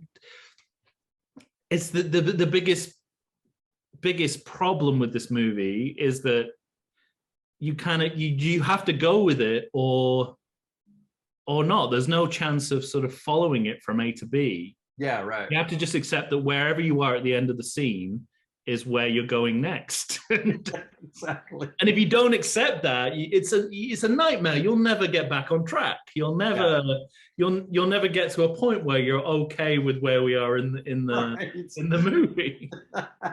I'm going to talk about a couple of aspects of the movie that might I don't know, the people have enjoyed and people haven't enjoyed, but most people are on the fence about. Music. So, here we go. Well, let me just tell you my biggest note. My biggest note was I didn't realize that we really hadn't heard the James Bond theme until I heard the James Bond theme at the top of the end credits. Yeah. And when I realized that, it's sort of being pissed me off. I mean, well, along with the gun barrel thing, it's like we want to be different for different sake. Yeah, right. Like when you watch Casino Royale, you think, yeah, it's different, but the purpose of doing it differently is clear. Here, you just think, well, you just want people to notice. Not only is it clear, but it's like what they wanted to do, they did successfully. Here, it's like being different for different sake, and it's not really working. Yeah, it's like the performance poet John Cooper Clarke has a fantastic example, which I think this film conforms to, of the person who says, I don't like X to get attention. So someone who's just like, oh, I don't like the Beatles. And what they may or may not like the Beatles, but what they want from you as the person in that conversation is for you to go, oh, why is that? Like, that's what they want. Yeah, right. It's like, oh, why are you not doing a gun barrel at the beginning of this movie? Well, and you can just, that's what this movie feels like. That's the attitude of this movie.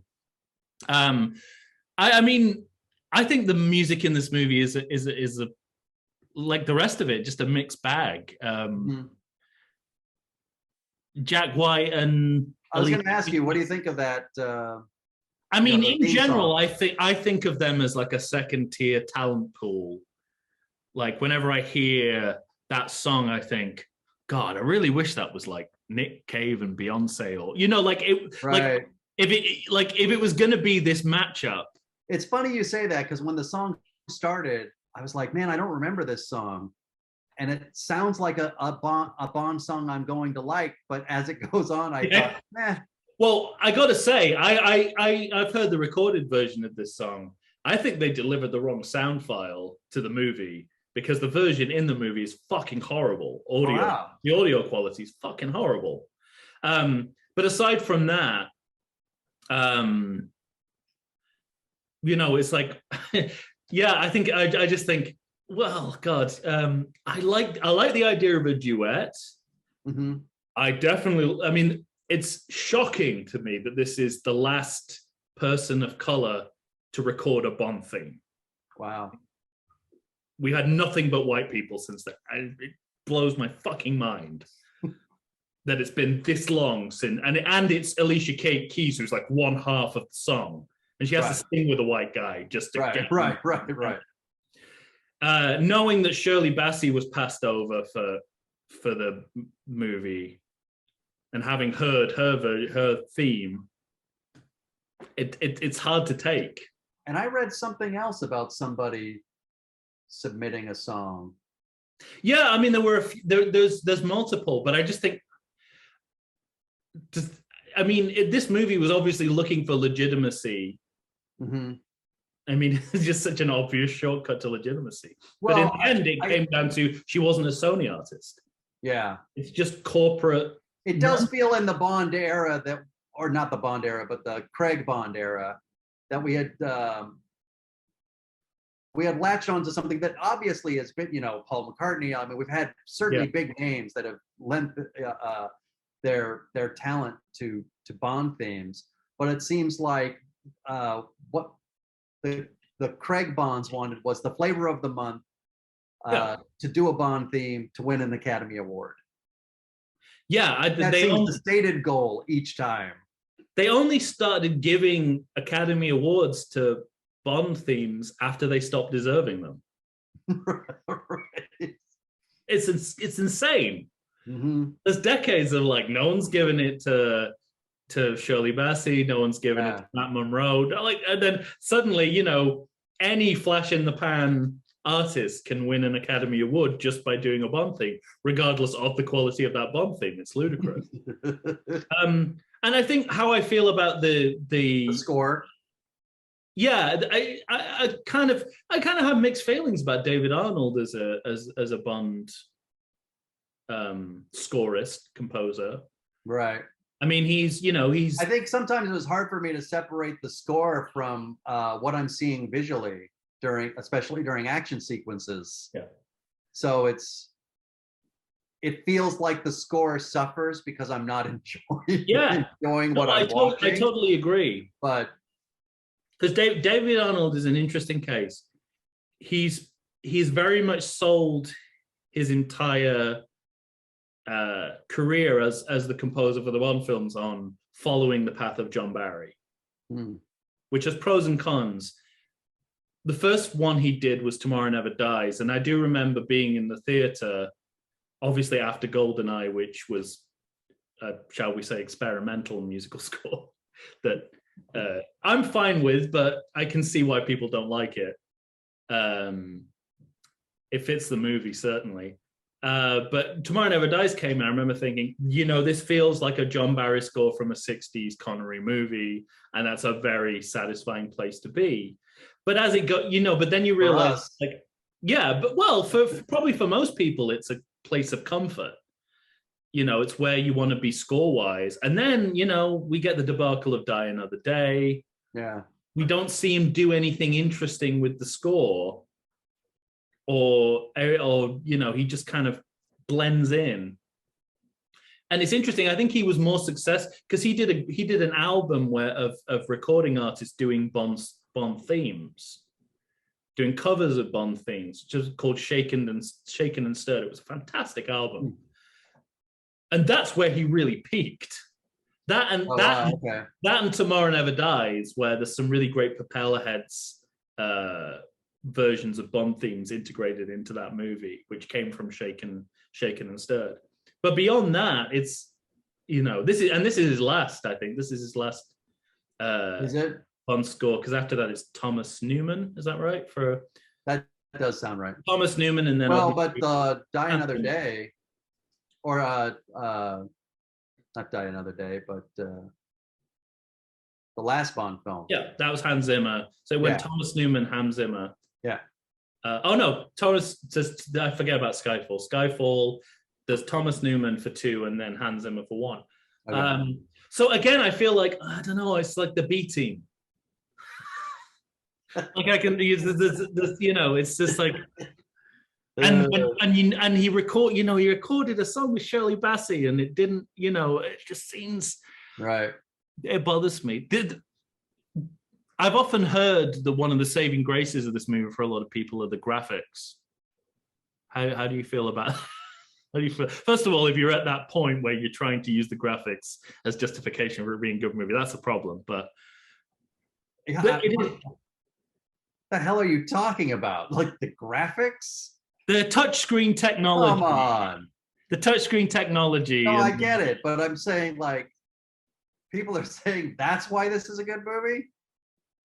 I mean, it's in 2008. I'll tell you what. I'll tell you like my note, the conscious thought I had when they're trying to like Minority Report all of this shit in front of James Bond.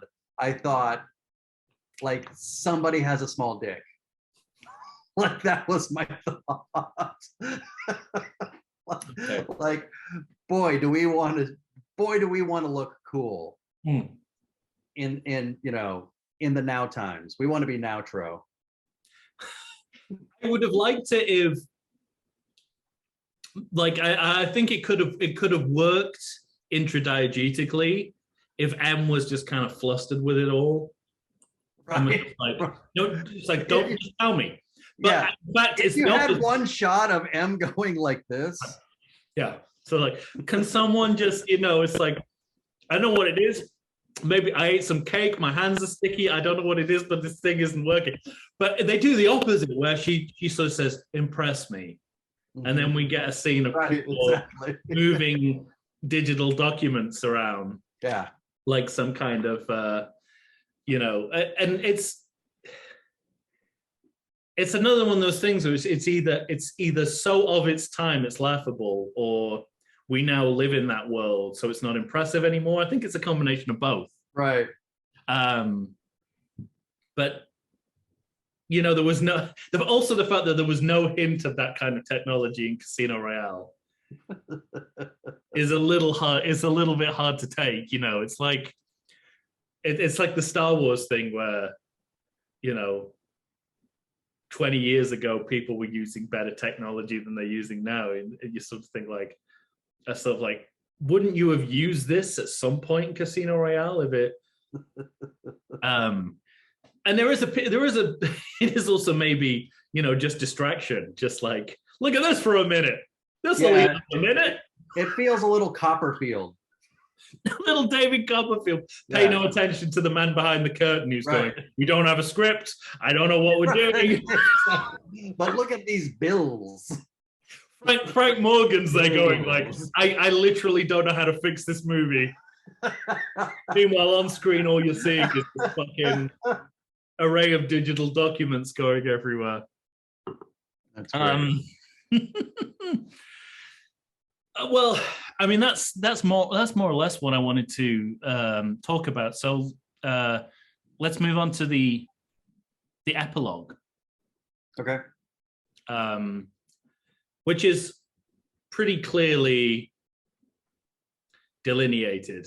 First of all, we go to another country. Of course. We go to Russia. So we're in Russia. Bear in mind that everyone that comes in contact with James Bond is murdered by James Bond, which is commented on by M. Yes. And then we get to Russia. Mm-hmm. And he makes his choice. Right. And it's both, as we've said, it's close. I recognize that woman. What's that woman from? Jag? I think she's from Jag. I haven't ever watched an episode of Jag. You sounded so much like Thomas Hayden Church in Sideways when you said that. And yet somehow I'm sure. Yeah, like when he's trying to do the wine tasting. The Jag. I think she was in Jag. Get the strawberries, but not the cheese. And obviously, like, this is an attempt to wrap up 2 movies worth of story. It's also a reset for Bond, as you say, because either he continues being a rogue agent, or he never left. He says, I never left. We can start again. And to, you know, as much as I despise Skyfall, the end of this movie sets up the beginning of Skyfall, where it's just like, this is all new. Like, there's we're not talking about Vesper, we're not talking about this and that. We're just gonna do a story. We're gonna bring back the Scooby Gang. Well, we're gonna invent the Scooby Gang. Or reinvent.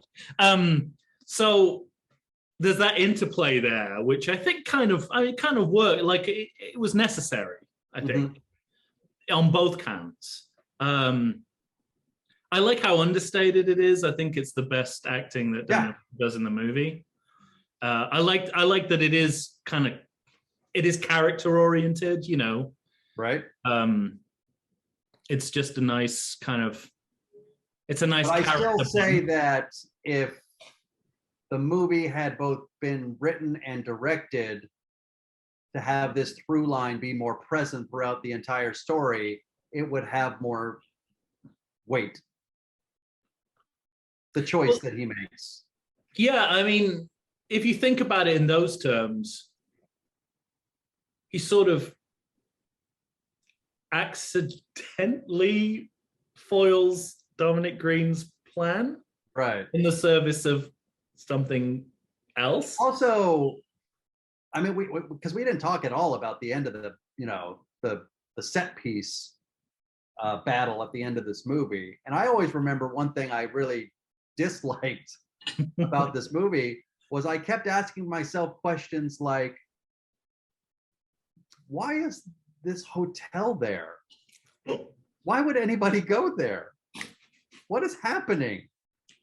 There appears to be only 4 people working in this hotel, and one of them's being it's a desert getaway with its own energy grid. I suppose. Why else would they have that line about the fuel cells? Right. What, just to eat up a minute's worth of screen time? I got to tell you, those, obviously what they're doing. I got to tell you, those fuel cells, easily combustible. Holy shit. Oh, I mean, that place is a death trap. Just run a car into them. I have 2 things to say about that final set piece. One is, whenever I watch this movie, I spend the entire movie thinking, how close are we to the hotel blowing up? Like, that's my barometer of where we are in the movie. And it always comes sooner than I expect. Right. And later than I expect. This is why I think structurally this movie's fundamentally flawed. Because it both conforms to and exceeds my expectations of where the movie is going to go at any given time. The second part is, I just remember I think the true purpose of this scene was about selling HD television sets. Because I would walk into like, you know, like the British equivalent of Costco, which is Costco. That's saying different, still Costco. Costco, but in Britain. And there'd be these, you know, these new HD television sets, and it would always be that bit from Quantum of Solace. Oh wow! Or commercials on TV for, you know, like upgrading your cable package to HD. Yeah, it was always that one moment of, with the flame wall. There's a kind of like a 360 camera effect with the I don't know if it's a wall. I don't know what it is, but it's something that they obviously think looks really good in HD. So those are my only 2 takeaways from that moment. It's like, when is the hotel going to blow up? And selling HD television sets. Wow. That's all I can think of. And then, you know, the gun barrel happens. And as you say, you're like, I think you put it in a kind of context that I can understand, which is, it's the beginning of another Bond film. Yeah. That's the feeling I got. Yeah. After 2 movies, we're gonna start. Yeah. And then That's after great. 3 movies, we're going to start. And then, Yeah, right. and we never really start. The Daniel Craig era never really, you know, he never just went on missions. Right. He's always quitting. He's always quitting. It's always Going rogue. it's always everything that's happened to him, not anything happening to him. Just kind of interesting. Yeah, I don't think that has to be a bad thing. I like the idea. I like the idea of a Bond cycle in which the totality of all the things that happened to Bond are reflected in the Bond you're seeing right now. Right. But if they wanted to do that, why would they do Skyfall, where it's completely self-contained in the middle of it?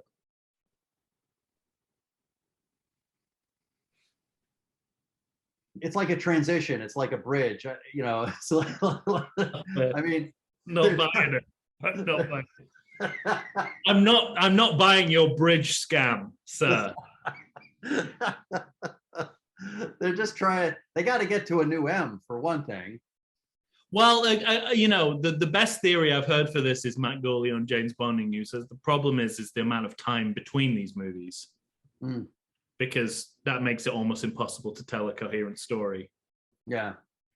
Between the movies, but it doesn't help when you have one movie that has nothing to do with the previous 2, and then we have a movie that has too much to do with the previous 2. Right. And we have a movie that has to sort of answer for all 5 movies at once. Yeah. Which is why it's 2 hours and 43 minutes.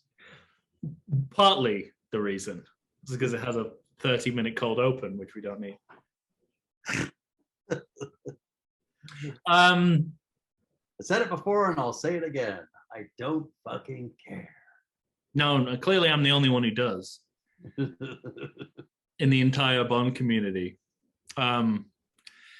which is fine. It's I'm willing. Well, I don't know. I'm willing to admit now. It's the No Time to Die is definitely a better movie than Quantum of Solace. Thank you. Did you like it any more than you have? Yeah. Okay. Is that just still a bad movie, but I liked it more than any other previous viewing. Okay. Yeah. I think I may have peaked how much I like this movie. It went backwards a little bit because I had to break it down more than I have done before. And that's the thing. It's funny because breaking it down more actually helped me because there were things in it that I could see that were good ideas that I liked.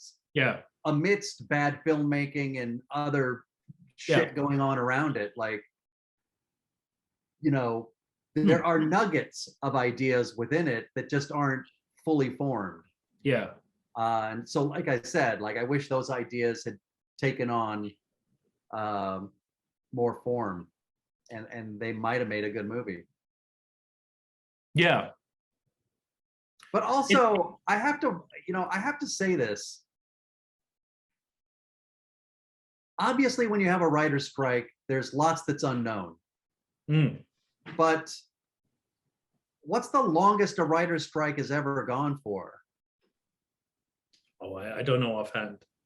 Because this movie's just 2 years after Casino Royale, and the standard is waiting 3 years.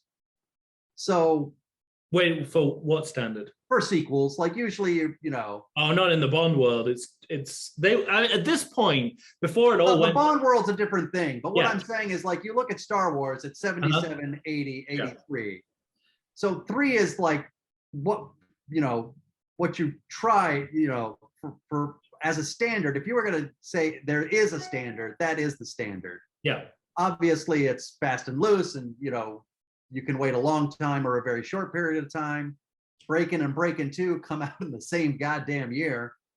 King Kong and King Kong Lives. Yeah. Same year. But so you know, it's like, if you think the writer's strike is going to last 4 months, 5 months, 6 months, like, can't you just wait? Well, I mean, yeah. And make the best movie you can, as opposed to like, let's hit the tape running. Like, let's go. We got to get this done. Let's start. I don't care if the script's not finished. We'll write it on the fly. Come on. Yeah, well, a lot of that, I think, again, it was, we forget that how much Casino Royale rejuvenated the Bond franchise. Yeah. And they were trying to ride that appeal. Perhaps because they thought, Bond would never be as popular again. And if we wait too long, everyone will forget about it again. Nobody's going to forget about James Bond. But why haven't they? I mean, it was starting to go, out of fashion in the late 60s. It took the Spy Who Loved Me to bring it back to the fore. Mm-hmm. Obviously, it looked like it was dead in the water after License to Kill. So, how many resurrections can you have? I think with this character, well, maybe, but market logic suggests that you strike while the iron's hot, but I totally agree with you. You need to strike. The Bond movies have never got that balance right between waiting just long enough and waiting too long. Right. Because, for decades, it was, we've got to get like one every 2 years minimum. Right. Even if it's like just a year later, just keep making them, pushing them out. Right. And then, obviously, Quantum of Solace makes them think, Quantum of Solace, and then the company goes bankrupt. What the fuck are we gonna do? Then it's 4 years. And then it's like, okay, well, Skyfall was successful, so let's do Spectre on the back of that. Doesn't take there's like 3 more years. And then No Time to Die is a, debacle. The production is a debacle of multiple factors impacting on it. So it's just like, now that they've got out of the rhythm of doing that, it's interesting. I mean, they seem to be taking their time with what happens next. Right, sure. And there doesn't seem to be any rush behind it. Also, economically, it's changed. It's like they can't afford to put out a movie every 2 years. Frankly, that's just not how the market works anymore. No, I mean, it's if ever there are tentpole movies, it's the James Bond series now. Which is all well and good for Hollywood, because that's all that Hollywood wants to make right now too. But it's interesting. We're I feel a little bit this way about Doctor Who as well. It's sort of like we're working with the same idea of, we keep an actor for a certain amount of time and then we release them and move on to someone else. It's like, yeah, but if you're only making one movie every 5 years on average, right, that's like a huge chunk of that actor's life. So huge. You can't keep, it's like, that has to change at some point. And whether it's that you make more movies in a concentrated period, or you film movies back to back, or you just change the actor more regularly. I mean, I'm not averse to that. Yeah, me either. It's interesting, but I think like it's really fascinating to me, like all the optimism that came from Casino Royale, which was in, which had completely counterpointed the pessimism that came from Die Another Day, right, has gone back to a kind of pessimism again after this. And it took another. I don't know if it's as dire as the pessimism after Die Another Day, but I remember it was certainly like letting the air out of the balloon. It was, oh, come on. And even Roger Moore came out and said, I didn't like Quantum of Solace. I mean, unprecedented for a Bond actor to criticize any other Bond films. Right. So that just shows. But it's interesting that, like, my takeaway from specifically this viewing from doing it in this context is that, like, this movie is unsure of itself, but the only thing it's sure about is that it's a sequel. Yeah, right. That's the only thing it knows it can always be. because that's still the way people are branding it, putting it out into the world. Right. Sequel to Casino Royale, which is just, absolutely fascinating. And it is truly the only Bond film that is a sequel in that kind of way. Mm-hmm. Like no other Bond film is as beholden to the movie that preceded it. Yeah. Speaking of, we got 2 movies left. Mm-hmm. How do you want to cut this layer cake? So what do we have? Spectre and with Love. What's that? From Russia with Love. From Russia with Love. I gotta tell you, there's nothing in the world that would make me want to end with Spectre. Well, there's nothing in the world that would make me want to do 2 Daniel Craigs back to back. An impasse here. But I mean, I can acquiesce. I'm fine with that. Whatever. I want to do. I'm coming in hot on Spectre. Sorry.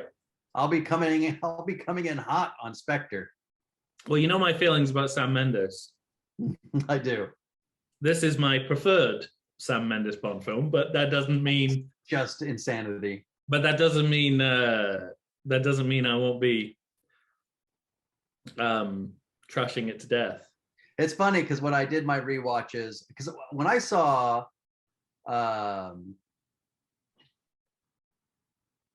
I just blanked on what's the middle Craig? Skyfall. Skyfall, thank you. That movie you love so much. When I saw it in the theater, I loved it. Mm-hmm. I was like, why does Tom hate this fucking movie? And I think I've mentioned several times on the podcast that when COVID started, I watched all the Bond movies. Mm-hmm. And when I rewatched Skyfall, I thought, all right, it's not as good as I remember it. But Spectre is just as bad as I remembered it. Mm-hmm. Well, a lot of people will get there, but a lot of people suspended disbelief that it was a bad movie. There was kind of a Phantom Menace effect around it, I think. People wanted to believe it was good more than it was actually good. Uh-huh. Because, and we'll get there, but in short, I think it's too fucking yellow. It was delivering. It set out to deliver a more traditional Bond film than the other Daniel Craigs. Yeah, and people responded to that, but the actual movie itself didn't live up to that or anything else. Right. But I think I'd like to break up the Craigs. All right, fine. And the negativity. And come on, I was not like I said, Quantum of Solace rose a little bit for me. I don't hate it quite as much. It's still a bad movie. Do you consider it a bad movie, or do you consider it a good movie? The best I can say about it is I don't mind it, and whenever I watch it, I'm pretty much along for the ride.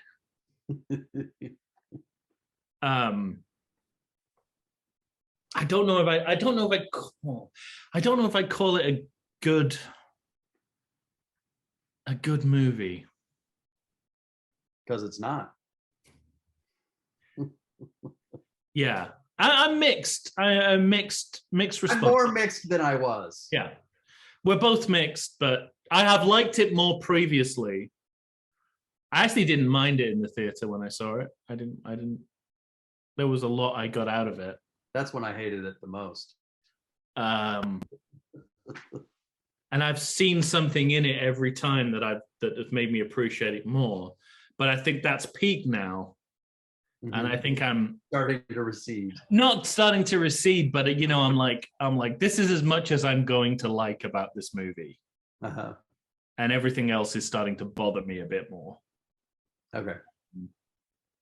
Because I think it's fine to look at this in the context of the writer's strike and to say, yeah, obviously this is not ideal, but this is what they had. But then I also think there's ways around, there's like ways around this, and it also feels like, knowing that they had a they had a draft of like a full draft of the script. It's sort of like part of the problem with this movie is that they don't know what it wants to be. But if they had that first draft of the script, they obviously wanted it to be more or less this, something. Yeah, right. that is close to this. Like if they were just developing ideas and then the writer's strike came along, that would feel more excusable. But the fact that they had a full script, I don't know. Maybe I don't believe in the power of rewrites as much as some people do, but I feel like they were hitching their wagon to a certain kind of a movie from the very beginning, and no amount of rewrites would change. Was going to change that. Yeah, yeah. The sequel part of it, maybe. Right. Yeah, and just going, like I don't. This is the thing. I don't know if they knew they had something of a disaster on their hands, and the publicity department got together and said, "How do we spin this?" Right. And someone said, connected to Casino Royale. It's a sequel to Casino Royale. Everyone likes that. Yeah. Or whether they were like, no, this time it's going to be different. We're not going to it's not going to be like a reset clock every time. We're going to keep going down the line. We're going to, wherever this Bond character takes us, we've got the origin story. This is the next step. Like, I just don't know how intentional that is versus how much it was a convenient solution to a fundamental problem of production. But they were like, well, we've got to go out there with some kind of tagline. Yeah. Because I would hear it all the time on the radio, on the TV, and, it would be Michael G. Wilson, and he'd be like, this is the first Bond sequel. Like, he would start every interview like that, and I'm like, he's been drilled to say that. Right. But it is. I mean, that's exactly what it is. Not wrong, yeah, but he's not wrong, but I wonder whether that was the only thing they could latch onto, or whether that was baked in from the beginning. Because, Casino Royale was riding a trend of, I mean, all Bond movies ride the trend of the moment. Like, that's just what they do. Sure. And Casino Royale was riding the reboot trend. It was in the context of Batman Begins and the idea that, we do prequels and origin stories, and that's not to mention the parkour trend.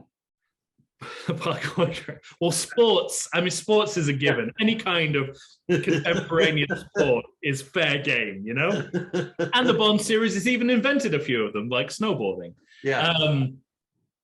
But like the idea of doing this, is the idea of doing the sequel to the reboot riding the trend, or is that just trying to make lemonade of a bad situation? Yeah. I don't know. I still don't know. But it's interesting. I think, and I think in the end I came out with, at the very least, this movie has scenes that I like. Sure. And acting moments that I love. Yeah.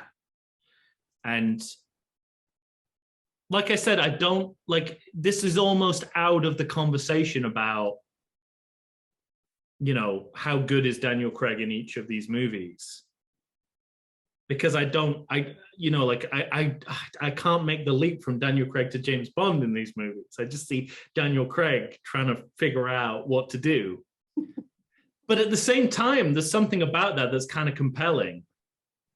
There's something about, he looks way more comfortable than he did in Casino Royale.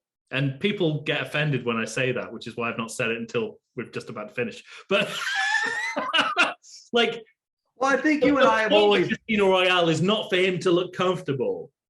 But I like seeing him being a bit more fluid with the idea of how he treats the character. Although I don't know how much of that is him is like, come on, guys, let's get this together. Come on. Yeah. We know we're in a bad situation. We got to get through this. Let's make it look good. I can see that too. But, and I think you and I have differed on Daniel Craig. I've always found him very compelling as a James Bond. I know I've said this before, there's this sort of, playing the idea of James Bond, and he doesn't do that at all. Definitely not in this movie. He plays the idea of Daniel Craig in this movie, I think. you know, But he's also not checked out. That was a revelation. yeah. So I had in the back of my mind you're that he was always saying checked that he's out. checked out, and I don't, you know, I don't He's know that I definitely can checked out in that Skyfall. idea. Here, I don't see it. No, he's not checked out. What I've always liked about Daniel Craig is I respect that he has taken on the character in a manner that's different than almost every other James Bond. He's going to do what he does. Yeah. And for that alone, I respect him as an actor. Yeah, I mean my favorite moment of his in this movie is kind of a weird example, and probably not what most people would choose, but it's when he's leaning over the body of Mathis, and he says, "Is Mathis a code name?" And Mathis says yes, and he says, "It's not a very good code name." And I know that's an improv.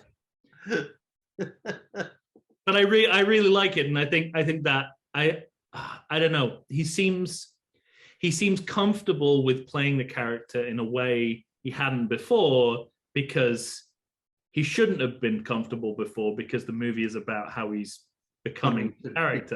Yeah.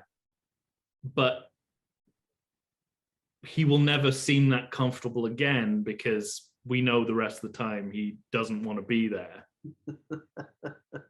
You know, like he's not enjoying being there, and apparently, I mean, to all accounts, he wasn't enjoying this either. Mm-hmm. But he's rallying in a way that I think, if the same problems that happened with Skyfall or Spectre, he wouldn't rally. And then No Time to Die, as I said at the time, and I still think this, is just a complete lottery. It's like every scene is a different guy.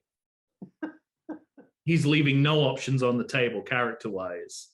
And that's fine for where he, you know, it's like that's fine for where he is. But it's like he's got one movie left. Try everything.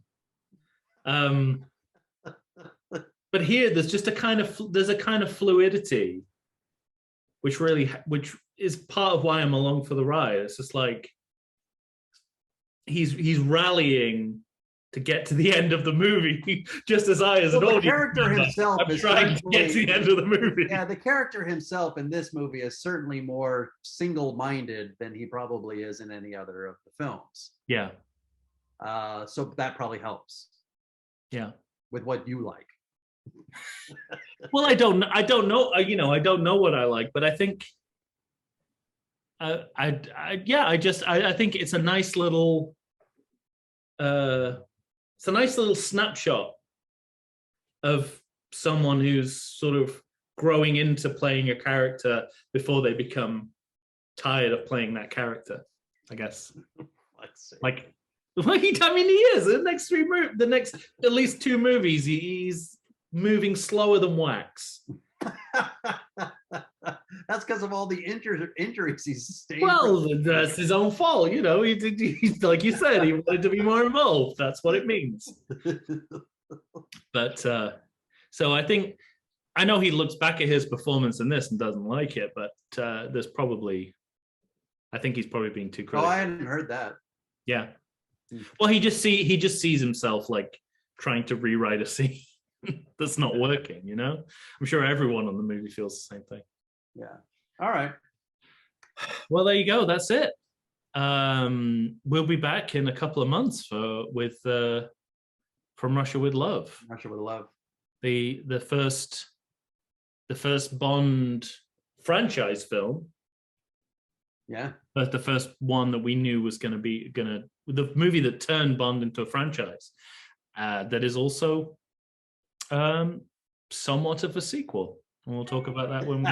And we'll talk how much of a. It's more of a sequel than you ever remembered it being. I'll tell you that. All right. And also, undisputedly one of the best Bond movies out there.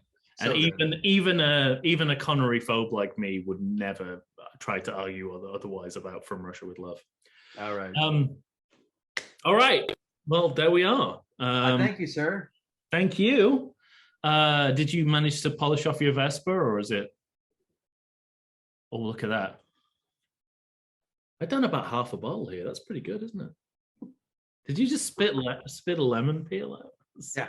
Do I have to cut that out? Is it gonna... I mean, in order to swallow the rest of that delicious booze, I had to take down some lemon peel. Yeah, well, that's true. Well, you manage one.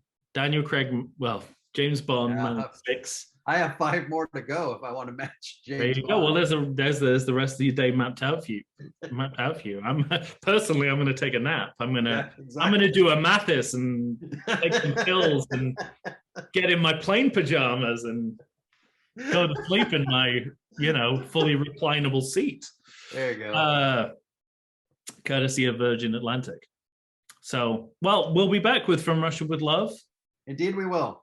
And next month we'll be back for an all-new ridiculous sequel that Tom will pick out for me. And this is it's just the height of ridiculousness, but this could be this is going to be an interesting one. This is going to be this is a movie that there is a divergence of opinion over, that has changed historically in a drastic way, providing it's still on HBO Max. Check that it's leaving soon. Right, yes, I very much will. So hope you look forward to that. All right. I don't think the dead care about vengeance, and I hope you don't either. We'll see you on the next one. So long, everyone.